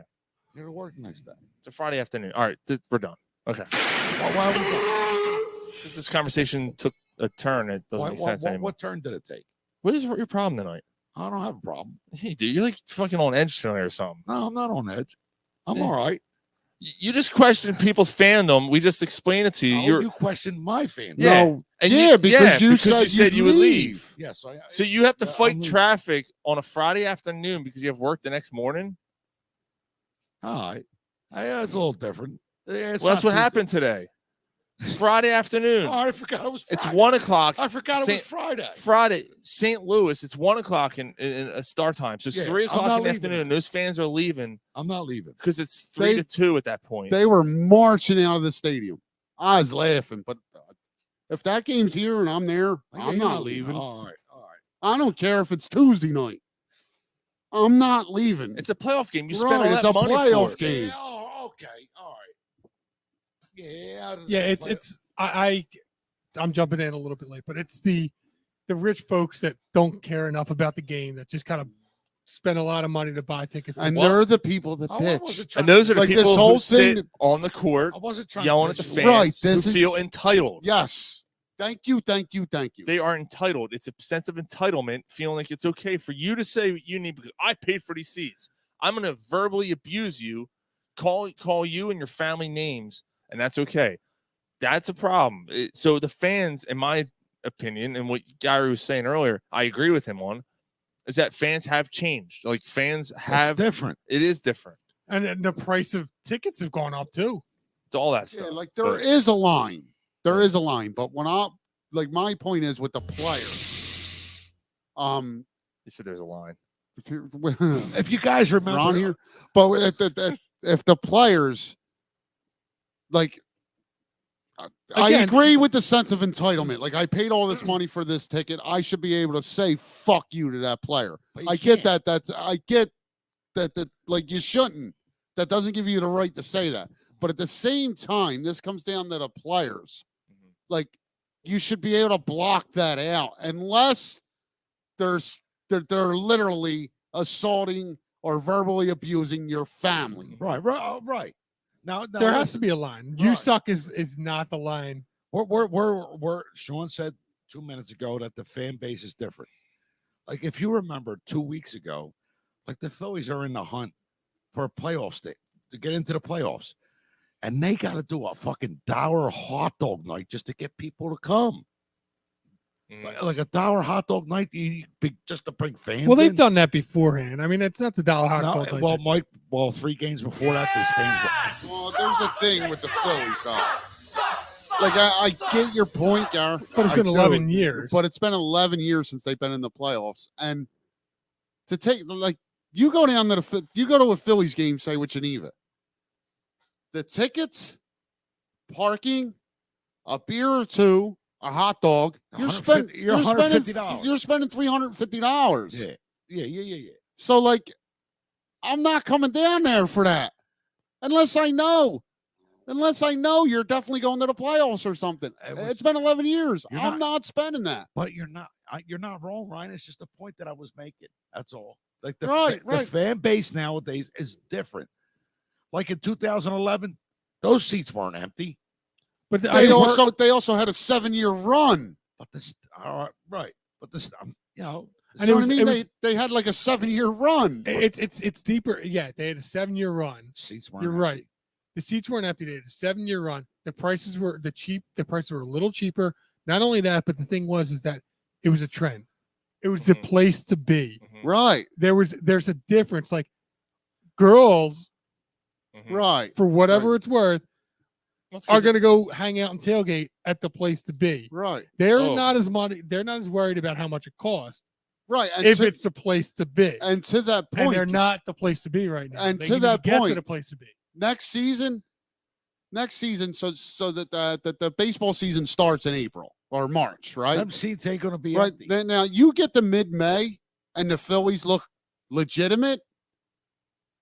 Citizens Bank Park's not going to be empty. Right. Right. And it's gonna be the guys who are gonna want to go, and then the girls are gonna want to Right. go because the guys are there. They're gonna want to hang out. Right. Hang out, And like you tailgate, said, and it's like going all to that become the stuff. place to be again. I want to get back to fucking 15 minutes where Sean said, "What the fuck's your problem tonight?"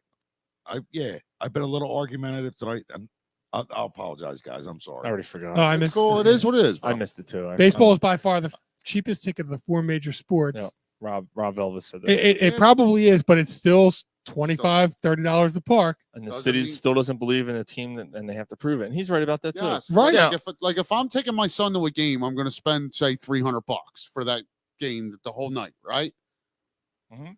I got to know they're viable. Mhm. I got to know I'm not going to go down there and they're going to have one fucking hit, Which is why no one wants and to go lose to, 5-0. no one wants to go to the hockey games. Then. Right. So like, I'd be willing to spend the money if I know they're viable. I mean, the other night I had 4 tickets to the Flyers game. I said, "Nah, I'm good. I'm like, "Damn, I can't give these fucking things Right. away." Mark A wants to know. preseason hockey game for that team. Ooh. Mark wants to know if you're pregnant. Is that why you're emotional? Are you Yeah. pregnant, emotional, Yeah. Gar? Yeah, my panties are all moist. Yeah. I got leakage. You taking some My, prenatal? my nipples hurt. You taking some Yeah, and premium that's the thing. vitamins? Rob just said the Flyers are actually doing $25 tickets now. Yeah, I'm good. I'm good. Is that I'm still is that good. the Flyers or the Phillies? No, the Flyers. Okay. Flyers. All right, I don't know. Is Rob talking so about I the take Flyers or the Phillies? so I'm I not take sure. my son to a game, right? That's $50. I'm paying $40 to park. I'm paying $9 for a beer. I'm paying $8 for a hot dog. $17 for a pretzel. Right, like so. I'm $50. still. Oh, he meant It's meant not- the Phillies. I'm sorry. Yeah, he still meant the spending $200. Wait a minute. No. Wait. Brian, that being said, has Corey ever been to a Flyers game? Yes. He meant the Phillies. I'm sorry. But no, So, I mean the it's- Phillies. Yeah, he's right. You can do. Paul, you said $80 for gas. Yeah. Yeah, he's right. You can get tickets for $25, sit in the 400 level, but still, family afford it's $100 right then and there. The parking's another 30, 130. You're buying food, all that shit. You're spending $250. Anyway, I don't But know. whatever. I mean, like, yeah, it's not the $10. It's not the $5-10 tickets, $10 to park. Yeah, remember the time? Remember the situation. tickets that came in the Phillies Franks? Yeah, but and the thing was is that like Yeah. you're saying for a family and shit, the people that aren't going to the games are all the college kids and the younger kids and stuff like that aren't going because it's not the place to be. Right. They're the ones that don't give a shit about spending $100. Right, $150. now- they got a spendable income. Now, a little bit again, to more. my point a few minutes ago, you get to mid-May next year and the Phillies look legit. It's going to become the place to be again. It will. Yeah. If they have a good run this year and they look good next year and fun, yeah, then it's going to be. Yeah. So you're saying that the Phillies have fans that are all right. It's the hot topic. It's not just the Phillies. I think it's just in general. Like that. That's fucking awful. It has been weird though because That's the awful. Phillies have been good for majority of the season this year, and that stadium was empty. Now my office But where I work is right around the corner from Citizens Bank Park, and I remember when it was 2 weeks ago. I'm going back to the office, and you see it's an old fucking man with a cane, and he's walking to get into that fucking stadium. I was like, wow, how long has he been watching the fucking Phillies?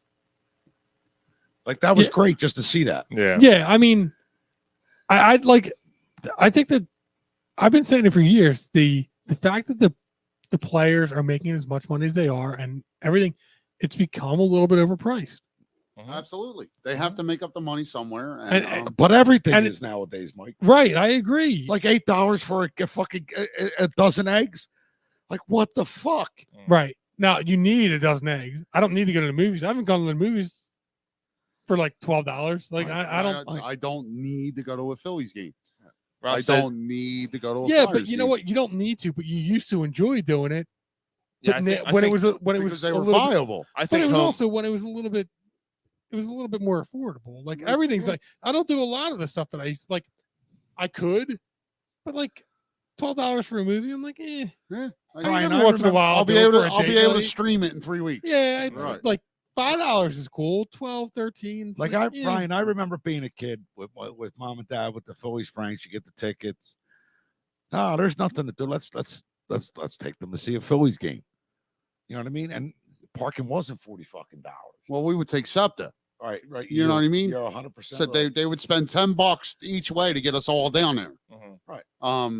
So we'd be down there. You walk to the stadium. You're in. You got the ticket, and No, then they'd probably spend another $30 on a hot dog and a soda. No. And this is all you're getting. No, no. This is all you're getting. That's M&M's in the fucking side pocket. Yeah.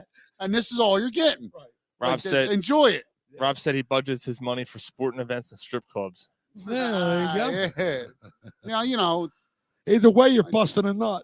By the way, check out the Rob You're V busting show. another strip or at a sporting event? If they win, you're going to blow a load. Are you? Yeah. not if it's, Right in the Philly In the Fanatics stands? snout. Like, only if it's a playoff game Right in the that you Philly left. Fanatics stout. The Fuck you. comes out. Fucking chip bag. Check out the Rob V show. By the way, he had a porn star or So you're Claudia getting on back his at show me last week. by taking an Uber home. Damn, that hurts. As long as it don't squirt. Yeah. All right, so let's go to a team that doesn't have a problem selling tickets, and is currently the only 4-0 team left E-A-G-L-E-S, Eagles. So we do know what we're yelling about. do We're we? yelling about the Eagles. Eagles are 4-0, and they're taking on Arizona in Arizona this weekend. Last week, Doug Peterson comes to town. Sloppy, rainy, nasty game. Yep. Ugly. Like, Pounced on us though. You called it, Gara. It was going to be a run heavy game, and it was. Yes. Jalen Hurts didn't have to throw the ball 45 times. You called the way the game went, though, dude. There was a little bit of everything that all of us have called. That's true, Gar. Yeah, that's true. it's Yeah. Well, the Eagles have won in a few different types of ways now. That's a good thing. I think that's the most impressive thing. They're showing they can attack you, and so you shut this down. All right, we'll do this. Yeah. You want to put 9 guys in a box? All right, Jalen Hurts will tear you apart. That means you're Rainy, sloppy, shitty weather. All right, we can run. That means your offense's balance is able to attack you from different ways. Right. Yeah. Now, mind you, like Jacksonville looked terrible. Trevor At least Lawrence. offensive- Trevor Lawrence had a Well, real the bad game. defense made him look like a second-year quarterback. Right. I don't think it's all on Trevor Lawrence. I think you got to give the defense a lot of credit. It Right. was a sloppy game. The ball was slippery, and this defense took advantage of that. Especially Hassan Reddick. Yeah, Yeah, it's player like, of the week. Yep. like it's completely obvious that the conversation on the sideline was like, "Yo, this is a rookie quarterback. The weather's terrible. Let's get that ball. He's Right. going to make the ball available." Right now, what I seen in this game, I'll get back to where we were talking about this a few weeks ago, where Sean and I both said, if you got a healthy Miles Sanders, you're better. You're better if he's healthy. Right. And man, did he put on a show? Yeah, he was good in Sunday. Yeah. Like damn, did he? Fuck. Like he was phenomenal in that game. Yeah. You got to see a little Trey Sermon. He had a nice run at one point. 2. Yeah. 2. Yeah, he had a nice one for Yeah, Gary's first got down. the So Rob film. talking about- Gary's got the film on both runs. Sermon, Gary's got a hard on. give me 2. So he's saying going to be hard. So he's talking about Arizona. Yeah, so Rob said that this week's game's gonna be trap. It's a trap I game. felt like It's the gonna be a last hard game to couple games win. I felt like there's a couple trap games. They haven't won in Arizona since 2001. Wow. This changes it this week. Mm. But yeah, and we'll get back to the Arizona game in a second. But just to recap the game we saw. Yeah, I mean, it didn't look good to begin with. I mean, down Yeah. 14-0. I didn't expect that. I did expect the Eagles to start off slow. Yeah, I mean, the pick 6 obviously played a big role. in it. Like, I mean, how often but does that happen? But that again, that's the sloppy, shitty weather that came into play. Answer this question though, honestly. They're down 14-0. I wasn't. because I know. Did any of you feel like they were going to lose? Because I didn't. Yeah, there was a point. I guess it was early in the second quarter. I was like, man, they might actually lose this one. But the bottom line is Trevor Lawrence. Because the offense wasn't doing anything. No, I mean, I was more along the lines of just, what the fuck?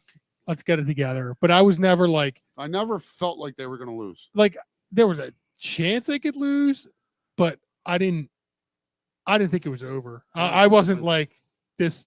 They're going to lose. No, I never felt like this is over. They're going to lose this game. No. Like Trevor Lawrence was not prepared to play in astronomical Philadelphia weather, and Jalen Hurts was. But we just said that it wasn't Jalen Hurts that won that game. But he's got to command the offense. He didn't lose fumbles. Lawrence did. If he didn't lose 4 fumbles, two or three fumbles. it was 4. It was 4. Yeah. Well, he had 5 turnovers. Yeah, he lost 3 fumbles and threw 2 picks. Yeah. Jesus. But he fumbled the ball 5 times. Yeah. And they were stupid fumbles, Ryan. That's because the ball was wet. He didn't The one he's scrambling out to the right hand side, Someone's called him Sunshine. and he I call him Sunshine. Yeah, Sunshine. sunshine. You know where that's coming from?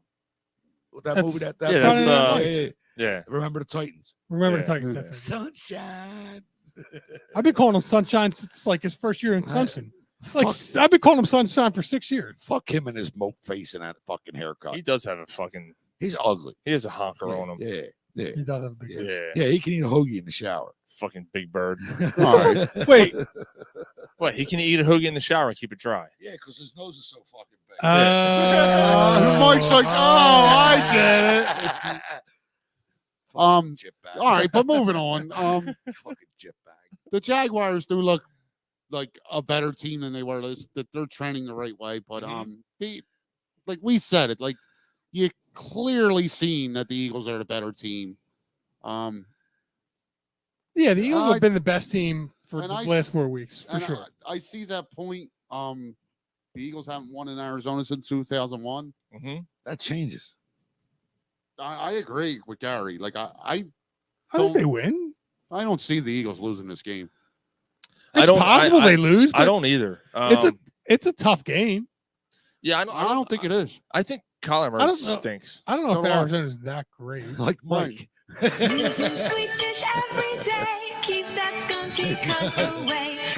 Kyler Murray stinks like Mike. I think this. Mike stinks. Last week's show, Mike stinks. I think the same thing happens this week that happened last week. This defensive line, the pressure that we put on, I don't know how you stop it. And if you put pressure on Kyler Murray, you're going to get turnovers. And I just. Yeah, I mean, I'm starting Marquise Brown, but I think he's going to have a tough week. But you're right. Marquise Brown scare you? No. Come on. It's Slay's playing, right? Yeah. No, it doesn't. And who's their other receiver right now? Like, doesn't matter. I don't even know. Right. Yeah. Does James Conner scare you? No. Does their offensive line scare you? No. James Conner's good for goal line. Does Zach Ertz scare you? No, Zach Ertz doesn't scare I guess me. his linebacker. No, right. Right. So there's nothing on that team that scares me. Now, if you look at it from He Arizona's said Wong. if you look at it from Arizona's standpoint, everybody Wong Chung tonight. you look at it from Arizona's standpoint, who's covering AJ Brown? And if you're able to figure out who's covering AJ Brown, who's covering it, Devontae Smith? Oh, and then if you figure that out, what are you going to do with Dale Scott? And then if you figure that out, what are you going to do with the best rushing attack in football? Quez Watkins. And Quez Watkins. Like, Sean. So there's nothing. I'm sorry. So to finish my point, there's nothing on Arizona that scares me. And from Arizona's standpoint, there's a ton from the Eagles that scare them. Dave Peterson said Ertz has something to prove. Yeah. So Yeah, I'm all not worried about okay. that either. All right. So he has 60 yards and a touchdown. Yeah, so did Doug Peterson. What happened to him? Well, no, So I did mean, Carson Wentz. Ertz, Yeah. Ertz having something to prove. I mean, Are we Ertz smalling didn't ourselves a little lose. bit? Are we smalling? Sean, that's what I said to Ertz my didn't, brother. Ertz didn't lose.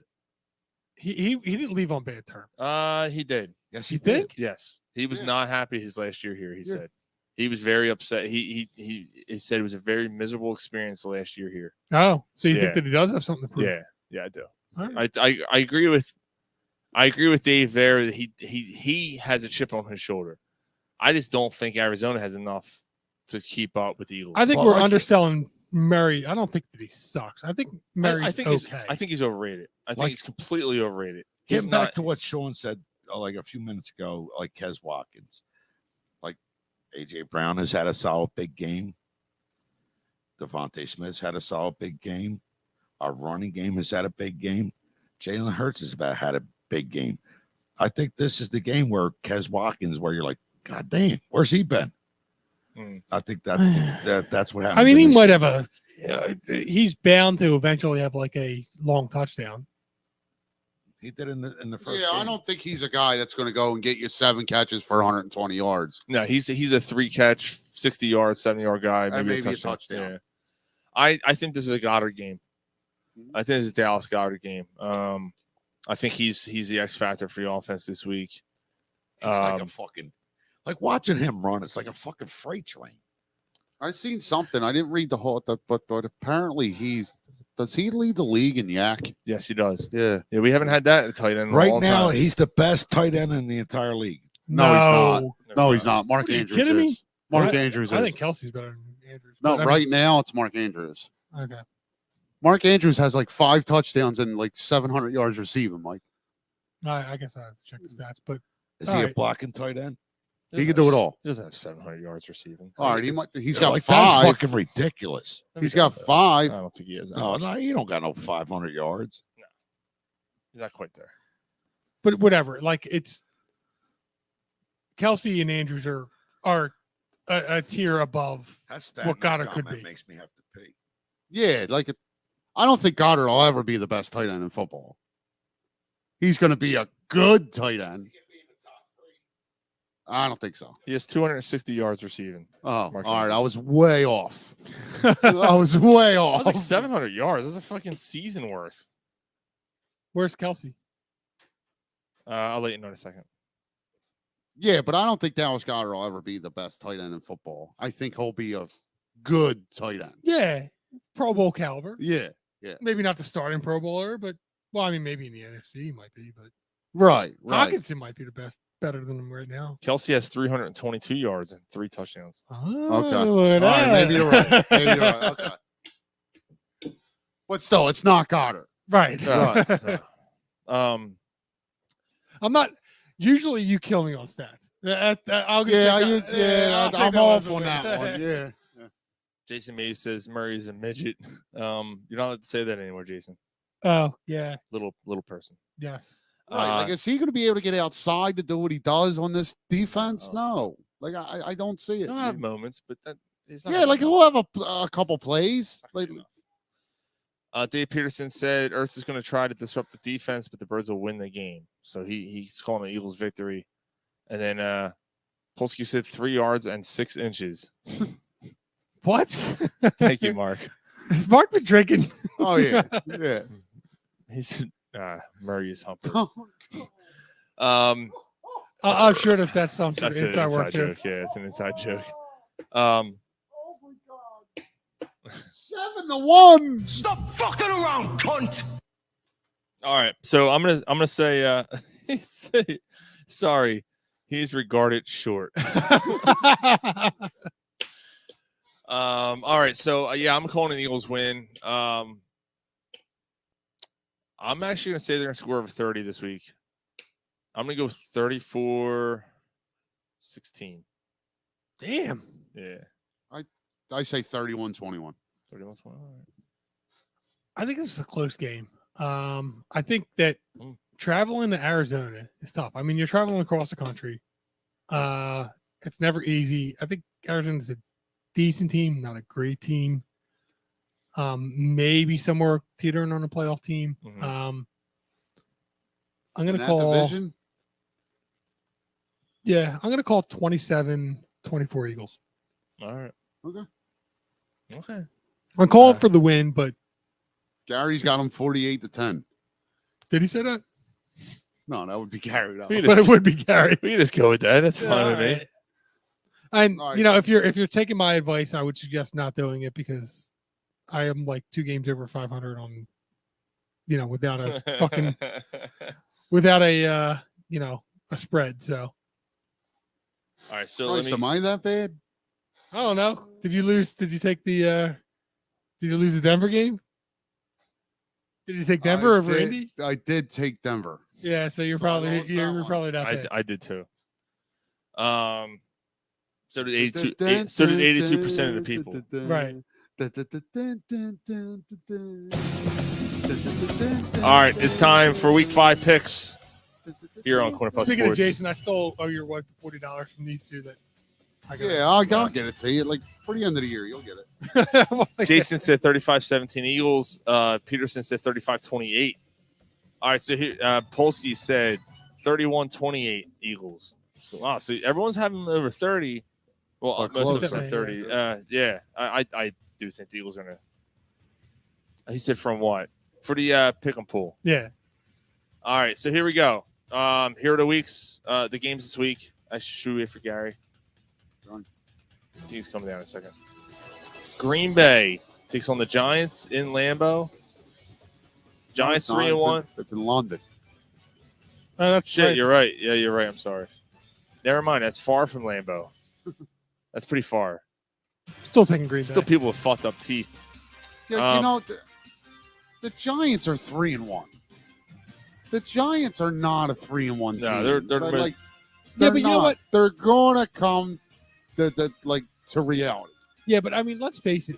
The NFC East has an easy schedule. None of us have played any. Like, Right. the Eagles playing Minnesota was a tough game. The Eagles haven't played anybody else. No. No, but you can only beat who's on your schedule. So Well, that's the same thing that the Giants are saying. but the Giants aren't better than the teams they beat. You know what I mean? Well, they're probably better than Carolina. They're not better than Tennessee. Well, they might be better than Tennessee. All right, Gary, you got your picks up, bro? Giants, Packers. I'm gonna go Packers. Yeah, I'm taking the Packers. Yeah, I think, and I don't think the Packers are all that great, but I think they'll take care of the Giants. I think they'll show that the Giants are a bunch of frauds. Yeah, I think the Packers are better than I thought. They may still win that division. That's only because Kirk Cousins fucking stinks. But like Mike. I'm taking the Packers here. Mike, who you got? Yeah, I got Green Bay. Okay. Gar? Well, who are you taking? You taking the Giants or the Packers? You know who you're taking. I'll take the Packers. Okay. All right. Steelers take on Buffalo. In Buffalo. 97% of the people are picking the Buffalo Bills to win this game. Yeah, Kenny Pickett. Kenny Pickett making a start. Okay. So I'm gonna go a little. I'm gonna go a little different here. I'm taking the Steelers because I need wins. That's a bad idea. But I don't think it happens. I just hoping to get lucky. I can't. No, that one I can't. Jason, I can't. The Bills. I'm taking the Bills. I think there's a blowout.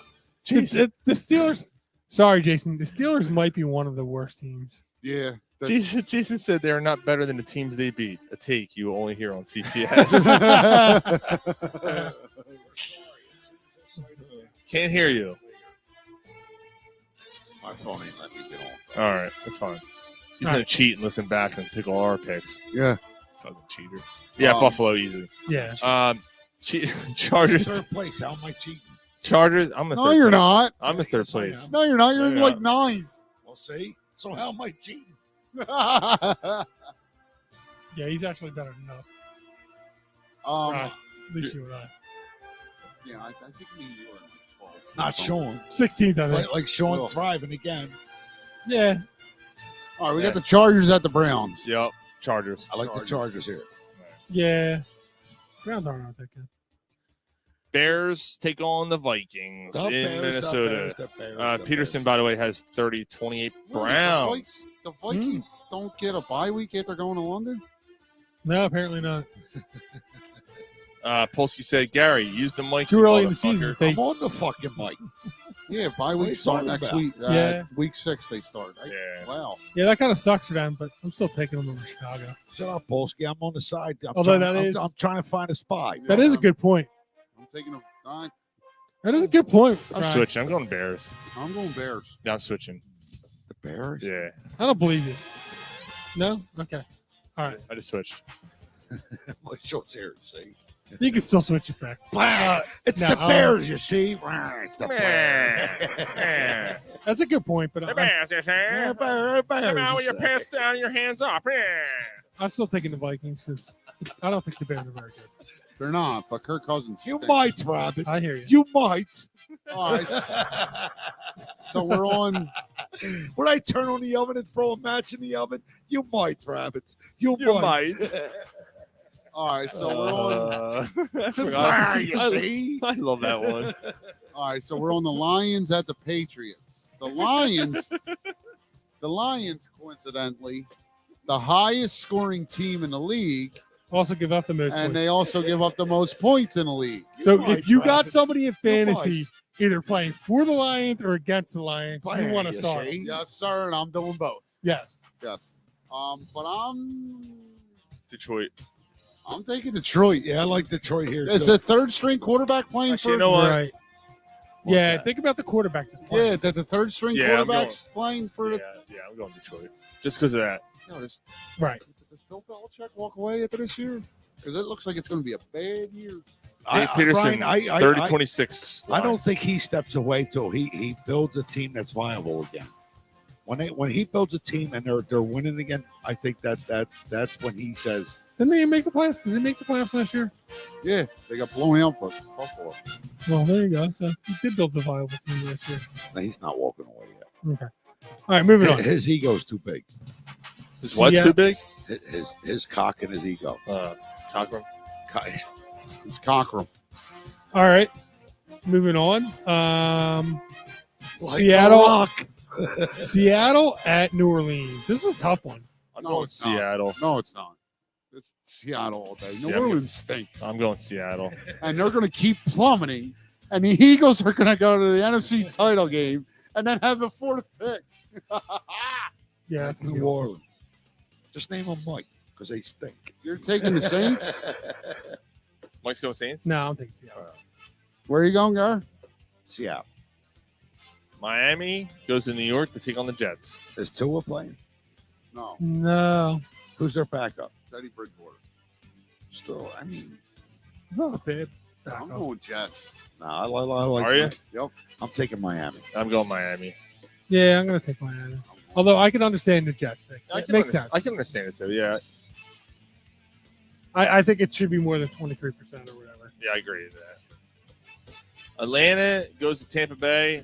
Can Tampa Bay lose 3 games in a row? No way. Not Bay. in Tampa. Nah, No. Tampa Bay in a blowout. They're actually starting to get healthier again. They got Mike Evans back. Godwin's back. Godwin's back. Leonard Fournette's going to look better. Tom Brady's divorced, so Yeah. that helps. Yeah. Yo, imagine facing Tom Brady, like a divorced After Tom Brady in divorce, his yeah. Super Bowl, though. Yeah. Like he's gonna have a do rag and a cigarette hanging out of his mouth. Yeah, he's gonna look at Jay Cutler. Besides, he's gonna play another 5 years because he needs the money. Jay Cutler's got a hot wife too. like besides Giselle, who else lost a ring? Who else did Tom Brady lose a Here we ring go. to? I knew it. Who I else did knew Tom this Brady? was gonna come Nick up. Foles and Eli Manning. There you I go. knew it was There coming it up. is. I knew it. Why? What? I can't. What? That's not a good subject. That's not a good point. You wouldn't have brought it up if it wasn't Nick Foles. Yes, I would. No, you wouldn't have. If it was No, just you Eli, wouldn't. you wouldn't have. No, you wouldn't have. I'm sorry. I got love for the guy. That's all. We know. Tennessee goes to Washington to take on the Commanders. Is Carson Wentz benched? Not yet.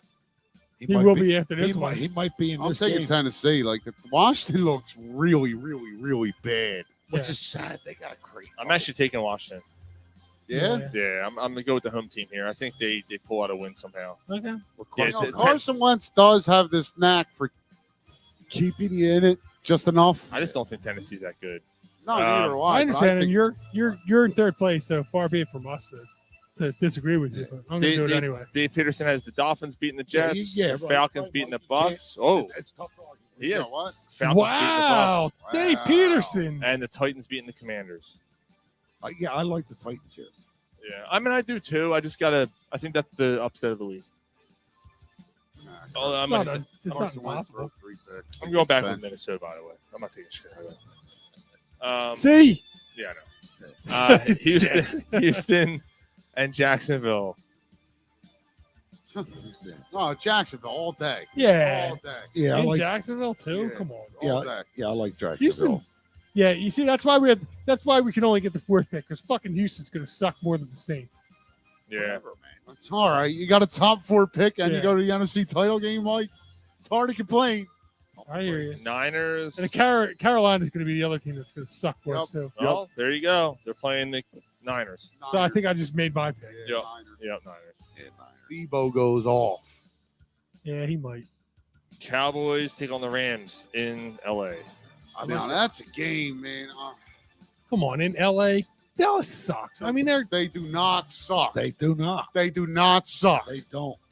They do They're not suck. That defense they're okay. No, that defense is legit, Mike.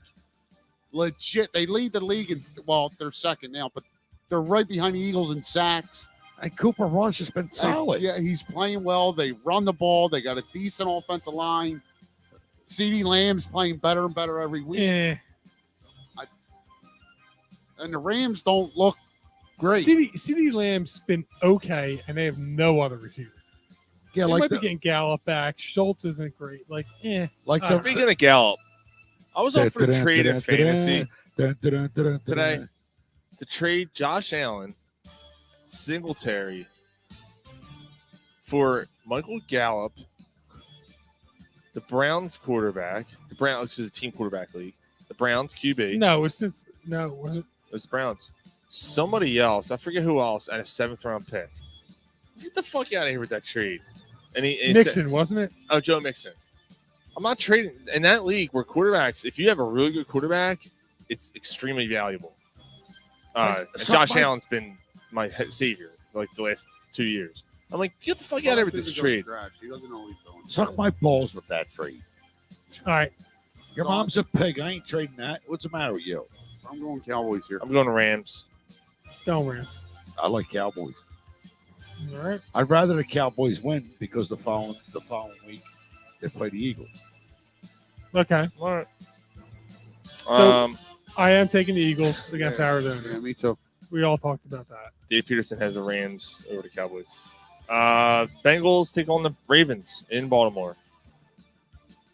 So speaking of Baltimore, you know Did we they're walk right past the Eagles game? Yeah, we were we're talking all, about it. Yeah, we we're talked all about on the it. Eagles. Oh, yeah, what's the score prediction for the Eagles game? You guys ain't gonna like me, but I like Arizona here. All right. Oh, Like 27-17. Okay. all right. So Your brother said you were going to say 48-10 Eagles. No. I get it. So the Ravens, they're 2-2. Two terrible fucking blowout. Like They've trailed for a total of 14 seconds this season. yeah, and they had some real bad games. 14 seconds. Yeah. And they've lost 2 games. I'll take Yeah. Baltimore. Yeah, I'm going Baltimore. I like Baltimore as well. I'm going Cincinnati here, honestly. Okay. I think it's the game of the week, though. I think this game's I think it's a good game, man. yeah. Yeah. Mark said you're drunk. He said, "What? You're picking against the Eagles? Go home, Gary. You're drunk." Yeah. I think it's a trap game. I don't know. I can't argue. I'm not arguing with it. No, Nope. I don't The Raiders I don't finally know. won a game. I don't 100% agree. Disagree with Yeah, Don't mean- Raiders and Chiefs. Don't mean I don't want the Eagles to win. Yeah, in KC. Yeah, KC's will win. Yeah, I think so too. Yeah, KC. I like Kansas City as well. Trust Yep. me on this. Trust me on this. I'm 33-31. KC's a lock. I'm taking the Raiders. Straight up lock. Straight up lock. Oh, I didn't have one tonight. Maybe that's the problem. But, I've made all my picks so far on an edible. Maybe I'll be better tonight. I'll smack you in the mouth. I'm Neil Diamond. All right, so that's what the fuck? Why are the oh. Raiders so terrible? They're just terrible. They had a tough scratch. They did. I don't think the Raiders are as bad as their record. yeah. They're so No, I bad. agree. Dave Peterson has the Chiefs beating the Raiders 34-20. I see. I don't.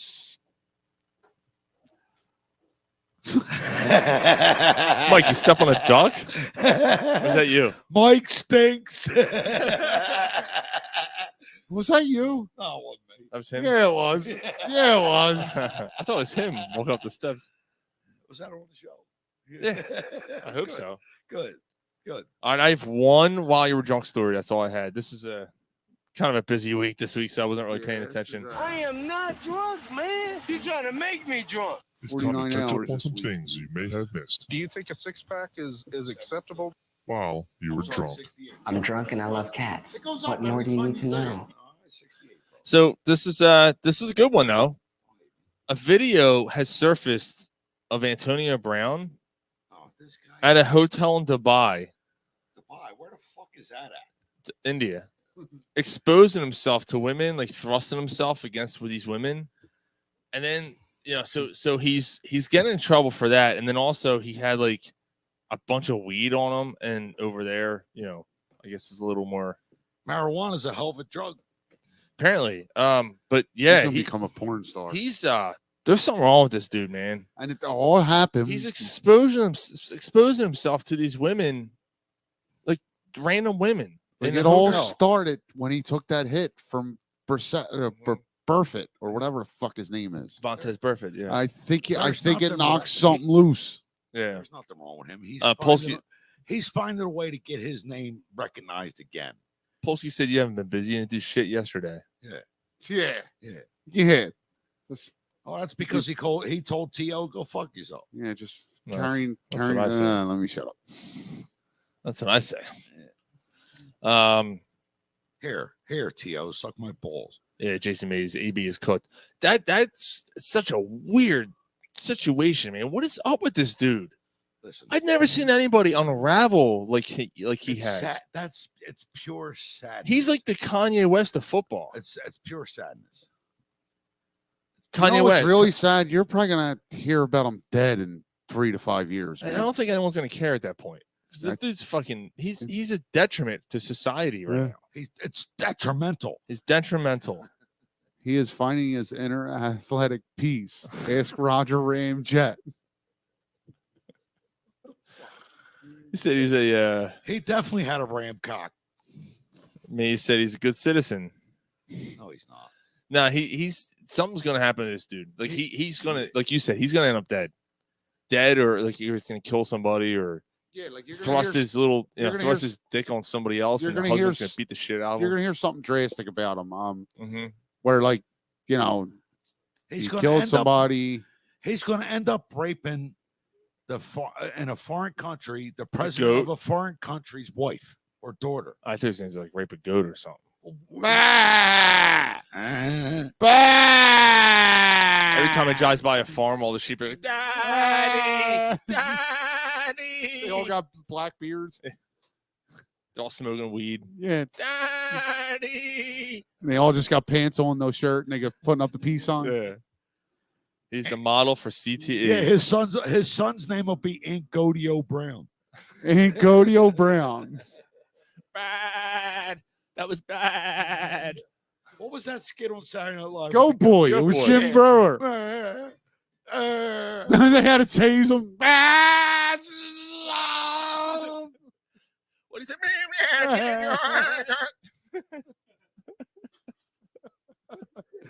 They had David Lee Roth on it. Give me some of that. I'm hungry. No, I'm serious. I haven't eaten in weeks.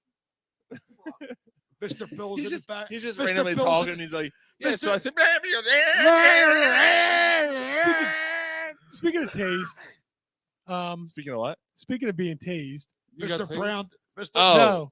Oh, yeah. The Celebrity Family Feud. Oh, that was Jackass. Johnny Knoxville and the Jackass crew. Somebody gave a bad answer and he tased them on the show. Yeah, he fucking He walked tased over. himself. He's like, what? What? And he walks over and just he falls. Fucking Steve Harvey's standing there like, you just tased the man. I love the look sometimes with like the answers he gets that Steve Harvey gets on his face. Like, yeah, the whole show was like him. Y'all are crazy. Y'all are crazy. you think Like it's staged? You think it's staged? Yeah. What, Family No, Feud? I don't. Nah. The name of this show, Cock, Ram, and a Goat. I think everything's staged. Cock, ram, and a goat. Yes. I think everything is staged, but Family Feud, I think is legit. Yeah, I think so. Too. Oh, so that's where you draw the line. That's where I draw the line. Everything else is Everything's staged. staged except Family Feud. Yeah. Wheel of Fortune staged. Well, no, I wouldn't. Jeopardy. Some of these people are fucking dumb, man. Eagles games are staged. So I was gonna mention the oh yeah. No. We Yeah, were behind the camera. we were looking for naggers. Oh. Yeah. So, your daughter, Tom, the Randy Marsh went. your daughter Not that was asleep on a trampoline. What was this? Your daughter upstairs She's sleeping? was On the asleep on a trampoline. trampoline. Thumb in her mouth, sucking on a we should- trampoline. We I'm should like, go bounce it. We yeah, should go she's off bounce of it it now. She's up in bed now. Oh my god. But I was just like, I've never seen a kid sleep on a trampoline. Nah, she sleeps standing up. Something like she'll sleep feet leaning on the chair, like her stomach's on the chair and her feet. Corey used to do that. He'd make a bed on. He just put a pillow under the dining room table, take a blanket over, and like it'd be like, "Where's Corey?" Jason, that's right. Yep.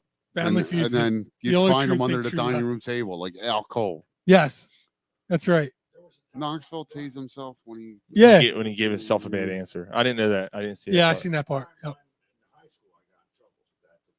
Can't hear you. Can't Gary. hear you, bro. Gary, you're on a show. There's a microphone over there. You can talk in this so people can hear what you're saying. Well, then don't talk about things off the microphone. that no one knows what the fuck wait you're till we're talking done. about. When we're done the show. Oh, Johnny Knoxville also. So this part's staged. Johnny Knoxville figured out what Steve Harvey was wearing, and ended up showing up in the same suit that Steve Harvey. Oh, that's did. great. Yeah. That's great. Oh yeah, so I did also want to mention while you were drunk as well, the fan who ran on the field on Monday night Is suing. Yeah, so he's running around with a pink smoke Wait. thing. Who's he suing? He's suing I guess the league. No. He's suing. I was suing. What the fuck is his name? Wagner? Yeah, Bobby Wagner. Wagner. He's suing Bobby Wagner. Yes. For tackling him. Yeah, this guy's a fucking asshole. Like, you entitled piece of shit. You ran off. No, first of all, you're wearing the shirt with your website on it, so everyone knows. The Mets are down 7-1. So you came out knowing, like, you came to the game knowing like what you were gonna do, right? You spent that money. You went spent out, the money with the intention to do what you ran on the field with that stupid thing, the gender reveal stick, blowing out pink smoke. I think it has something to do with some sort of animal rights, animal killing thing, or something. Whatever the case is, even if he's not, he's suing to get more attention to whatever it is that is. Yeah, that's exactly. He knew it was. He knew it was going to happen here. But the fact that he does not give a shit about football. No, no, and Bobby Wagner just laid him out. That was awesome. Yeah, like good for him, man. And he should do it again. Yeah, he should. He should. It's true, Dave. It's true. That's right. Oh man, he almost dropped that. Oh, scissor me timbers. All right, so I think that's gonna pretty much call the show for us tonight. Okay, we're not going to talk about the Sixers signing. Oh yeah, talk about that real quick too. Did they actually sign him though? No. Oh, hold on. They're not going to sign him. They're not going to sign Ho You Fat. No, they're not. No, Oh. the French recruit. Oh, why aren't they going to sign him? Steve Ho You Fat is winding down his basketball career. Oh, he's 34 years old. Maybe they missed the boat on him. Oh, okay. Ho You Fat? Ho You Fat? Yeah. Nah, I guess not. Yeah. So that's it. Next week we will be doing a show, but it'll be abbreviated, a little shorter than normal. And I guess we'll see you then. Thank you guys. If you're watching live. Shit, if the Phillies are in the fucking. Maybe we won't even do a show. We'll see what happens. Hey, if we're not doing a show next week, that might change a lot of stuff. That means the Phillies are doing well. So, yeah. Jason Mays, way to bring it home. Yeah, I know. This is what happens when you do a show for 2 hours after actually drinking for. Mike and I have been drinking since 2. So happy Mental Health Day, Jason. Yeah, and go Phils. All right, go Phils. Go Eagles. Beat the Cardinals. Both teams beat the Cardinals. The Flyers start off on Thursday night. They open the season out. We'll do a Flyers preview on our next show. Do we have to? Yeah. Thank you guys. Dave Peterson said, have a wonderful week. Be safe. See you fine, gentlemen, next Friday. Same pub channel. Same pub time. That's right. Jay Parr, great tonight. Great show tonight. See you guys are great. Thank you very much. Polsky, great show. Going to miss you, bro. Good luck on Monday. Thank you, man. And Jason May said, way to bring it home. So we will see you guys next week. Mike, you know what to do. Penis out.